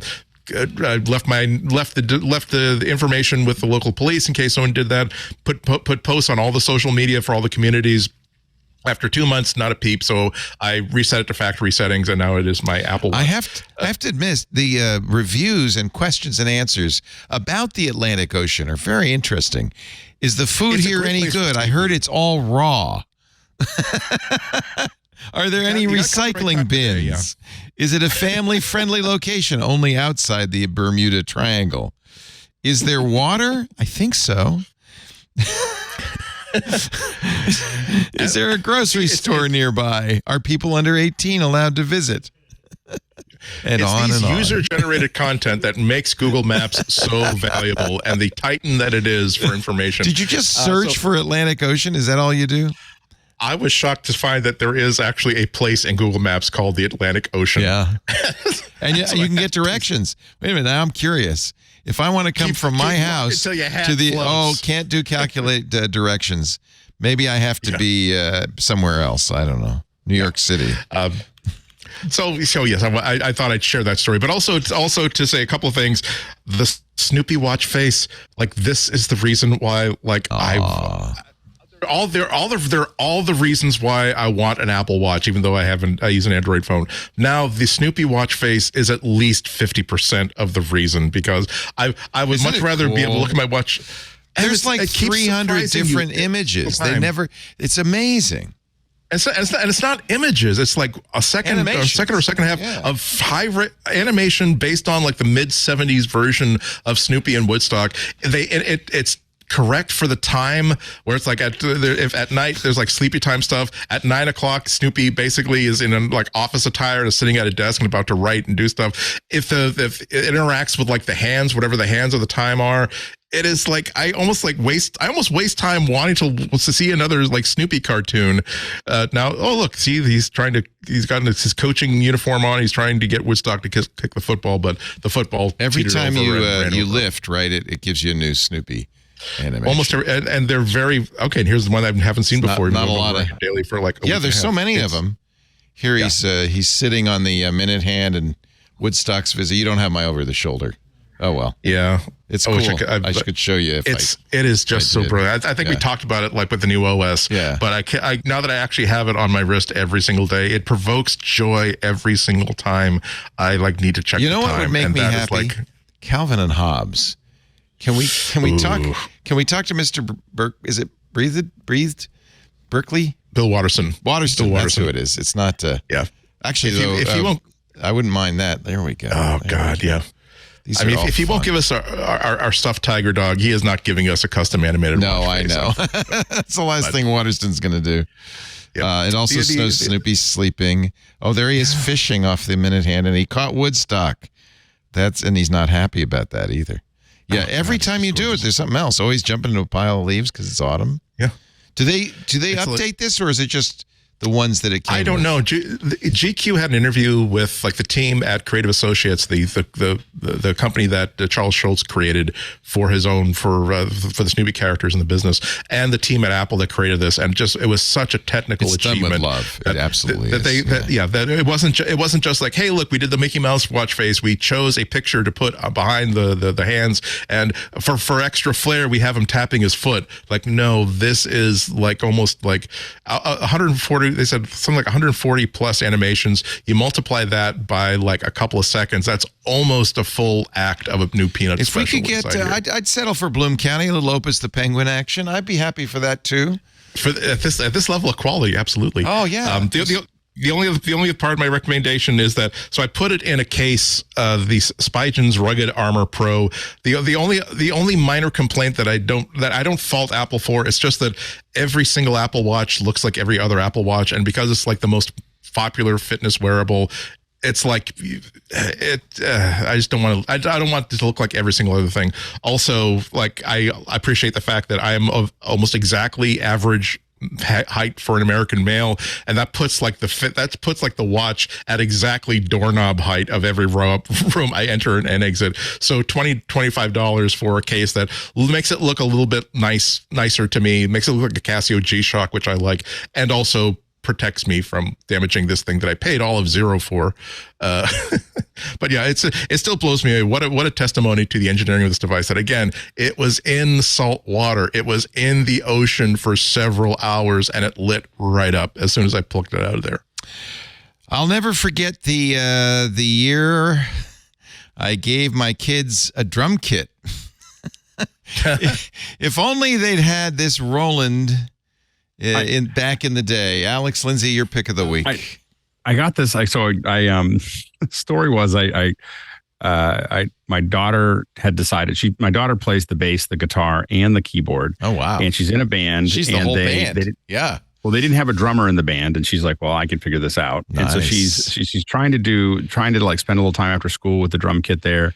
And I pinged a friend of mine, John Tatulis, and I said, hey, he's in a band too, and he knows a lot about audio. And I was like, I need a drum kit for it. And he said, well, and he put me in touch with somebody at Full Compass, and then we talked back and forth, and I ended up buying this drum kit, and I am just amazed at the technology. Like so she put it all together herself, but I sat down and kind of dinged on it.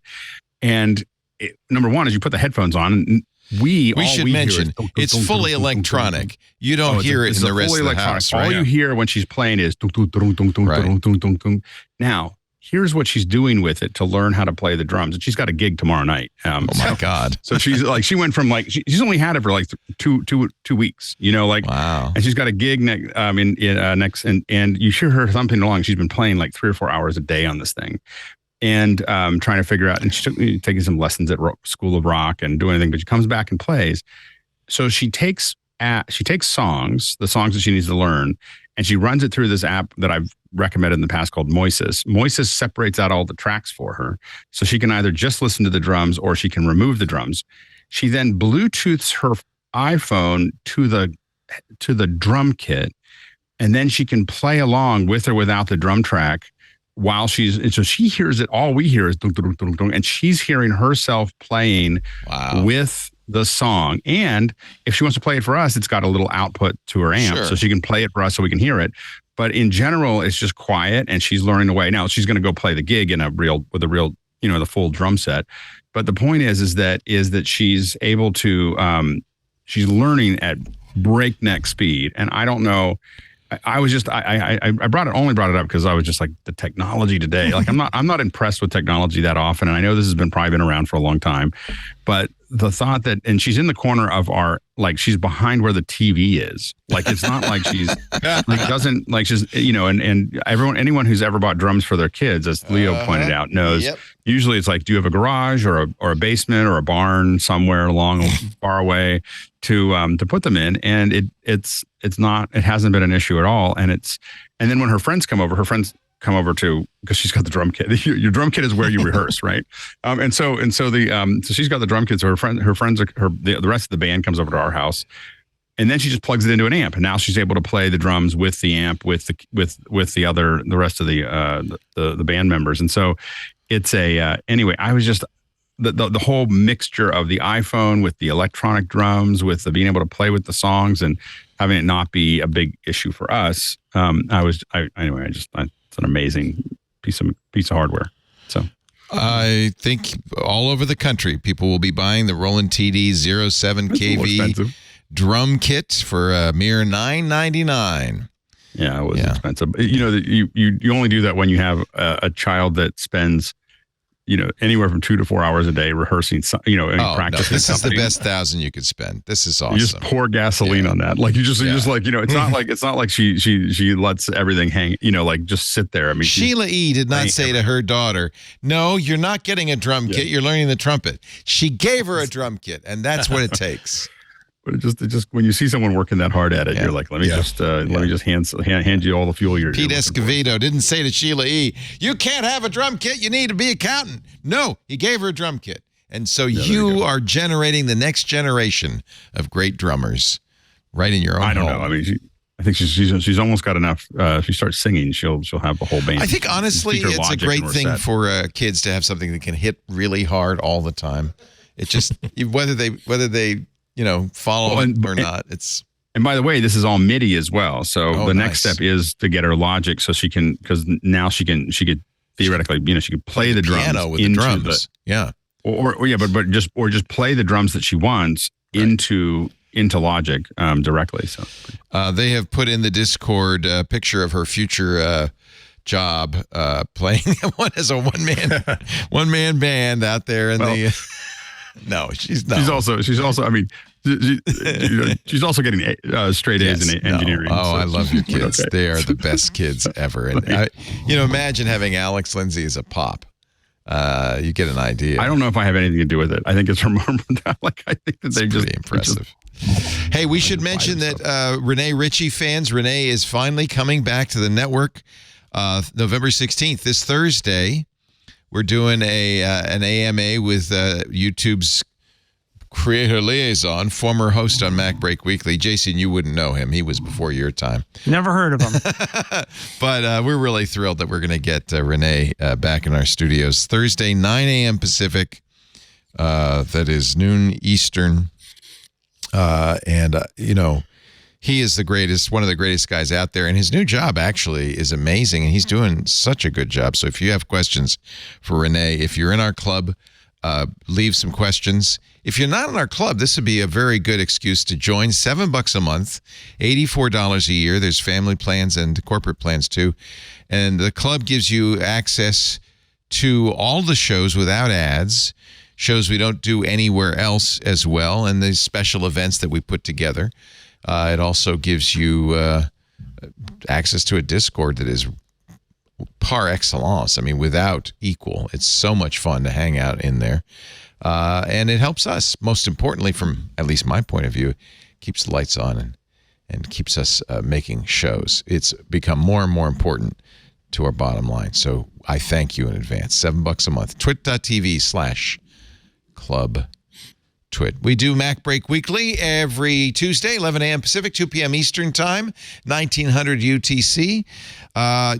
You can watch it live if you're in the club. We put it in the club Twit's Discord stage. And I'm happy to say that we have decided that we will continue to stream it on YouTube Live for everybody.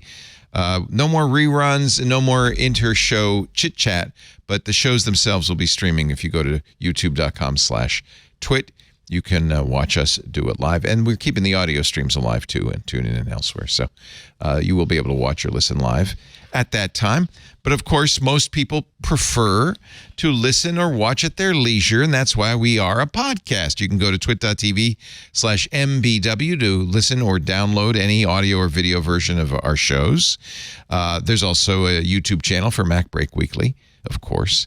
And I might add, the best way to do this, and I encourage you to do so, is to subscribe in Pocket Casts or Apple Podcasts, whatever you like to use. Subscribe, and that way you'll get it automatically. Actually, you won't with Apple Podcasts. If you don't listen to every show, they turn off the downloads. So I just found that out. Pocket Cast is nice because it'll download those in the background. You'll always have a copy or two of the show for you. Wow, Jason Snell Rene Ritchie picked you up at the Montreal airport. That's cool. He did. That is a nice good guy. Yeah. If he picks you up at the airport when you're visiting his city. He's one of the nicest guys ever. I love I know, him. even among Canadians who are generally pretty nice. Yeah. Anyway. He's a nice Canadian, he's which is like doubling down on all of that. I know, right? Jason Snell. It's a hat on a hat. It's a hat on a hat. 6colors.com. I think, don't you have a show called A Hat on a Hat? No, I don't. I have many, but that's not one of them. You should. You should. I'll plug, if I didn't do this last time, I'll plug NASA Vending Machine, my show about where Dan Moore and I watch For All Mankind, which is back on Apple TV Plus, which is a fun show about disasters happening in outer space, it seems. And also there are vending machines usually. Or sometimes, and they sometimes are important. So we named our show after the vending machine, and then spent a whole season with no vending machines. We were very frustrated by that. But are there vending machines in season 4? There may be. It just launched. So anyway, check that out. It just launched. How exciting! Episode 1 of this season, they mentioned there's a whole childhood tale about a vending machine. Wow. So I think they have knew. gotten our vibe. They've gotten our vibe now. They sensed it. Yeah, so that's on The Incomparable. You can check it out. Of course. We're the only podcast named NASA Vending Machine. It should be easy to find. Yeah. Find it. Yeah, ask for it by name. Yeah. And if you go to 6colors.com/Jason, you can see all the other multitude of shows he does. So many things. We're so glad you join us every Tuesday, though. Thank you, Jason. I appreciate it. Thank you. Andy Anako, GBH is calling. When are you going to be on? I'm off next week, but I'm back on Thanksgiving week, the day before the day after Thanksgiving, I believe. We call that Black Friday. We call that the day that we stay home and try to become more spiritual in nature. Oh, that's nice. Thoughtful, contemplative, and also enjoy viral videos of people throwing elbows to get $70 80-inch HDR TVs. Water soluble. We look forward to it. Thank you, Andrew. Thank you. OfficeHours.global is the place to see Alex Lindsay pretty much any time but Tuesday morning because he's here. What's going on in Office Hours? We took this morning, actually, Tyler Stallman, who's an incredible YouTuber and on Twitter as well, joined me and the panel, and we went through the whole Apple event and tried to geek out on every item that we could find. So we were like, oh my gosh, this is this, and what is this? Oh, that looks like fun. Highlighting it and talking about it. And so Tyler had already done a video that's really good on YouTube that you should check out. But we went through it and just piece by piece, we're looking at what is this image and what is this tool and talking about what they do and why they're useful. So it was a super heavy geek out this morning. So definitely check that out. And also, if you are listening to Gray Matter, we had Teshin Anderson, Reb Anderson, who is at the Green Gulch. He's usually at Green Gulch Zen Center. I've been following that guy for 25 years. Oh, he's a monk. I got him on the show. He is just the most interesting person to listen to, talk to. I don't go to Green. Yeah. I don't go to Green Gulch that often, but every time I see that he's going to be speaking on a Sunday talk or whatever, I make my way down there. The tea is really good, by the way. But I make my way down there and I watch him, and he just gets me. And there's nothing specific he says, but my brain gets going. Every time I listen to him, and so I spent the whole last year trying to get him to be on the show, and we finally got it all to work, and really great interview on graymatter.show. Attention, Reb Anderson. Now, if you want to find out about Gray Matter, go to graymatter.show. That is the interview show that Alex produces for Michael Krasny, and it's really got great stuff on it. Thank you, Alex. Thanks to all of Geraldo Rivera. Come on. Thanks. That one I have to listen to too. Thanks to all of you. The best interview. I just want to say, wait, just 1 second. That is the best interview of Geraldo Rivera ever. Obviously. You will have a different opinion of Geraldo Rivera after you listen to it. Like I was like, I don't know why we're even interviewing this guy. And I walked away from it going, what an interesting dude, Yeah. and so like He's it's a had quite a very, life. very different, Yeah. but he really but he's much more complex than what we think of him as. And, Right. It's really worth listening to. It's really fascinating. Michael Krasny's got some skills. It's the people he talks to too are fantastic. Yeah. Thank you everybody for joining us. I hope you have a wonderful week. I will not be back next week. Will I be back? I will be back. It's very confusing. I will be gone this weekend for Ask the Tech Guys and Twit. Devinder Hardwar will be filling in for me on Twit, and Micah is going to do Ask the Tech Guys. I'll be back next Tuesday and Wednesday, and then I'm going on a retreat of all things. Not a Buddhist retreat, but I don't know. I don't exactly know what to expect, but all I know is I can't bring any technology, including my Apple Watch, my iPhone, my computer. They all have to be left behind. How long are you gone? Too long. Is it 11 days? It's a 7-day retreat, and then they say, but you can't do anything for another 2 days afterwards because you're going to be shaking. So, Man, is this like the game? Are you going to be like not knowing what's real and what's been set up by the shadowy organization that is? Yeah, Lisa did it a few weeks ago, but she refuses to tell me anything. Yeah. So it's going to be interesting. Some of our staff has done it too. It's a human potential movement kind of transpersonal jivey thing, I think. Interesting. But I don't know. We'll see. But I think I need help, and maybe they can help me. I did a whole slew of those when I was. I did too, as a young 19 man. and 22, and I was, they were very useful. Yeah, there's no ayahuasca in this one, unfortunately. This one, nothing, no drugs, no nothing. Just yourself. Just you. That's the problem. And the conversation. Yeah. Me and 40 Confronting your own worst people enemy. I've never met before. Should be great. Anyway, so that means I will not be here in 2 weeks. Have a great Thanksgiving. We will talk to you before then. And I will be back next week. I don't even know why I'm saying anything. I guess for people who listen to the other shows, that's where I am. Thank you, everybody. Have a great week. Now it is my sad but solemn duty to tell you to get back to work because break time is over. Bye-bye. Oh, hey, that's a really nice iPhone you have there. You totally picked the right color. Hey, since you do use an iPhone and maybe use an iPad or an Apple Watch or an Apple TV, well, you should check out iOS Today. It's a show that I, Micah Sargent, and my co-host Rosemary Orchard host every Tuesday right here on the Twit network. It covers all things iOS, tvOS, HomePodOS, watchOS, iPadOS. It's all the OSs that Apple has on offer, and we love to give you tips and tricks about making the most of those devices, checking out great apps and services, and answering your tech questions. I hope you check it out.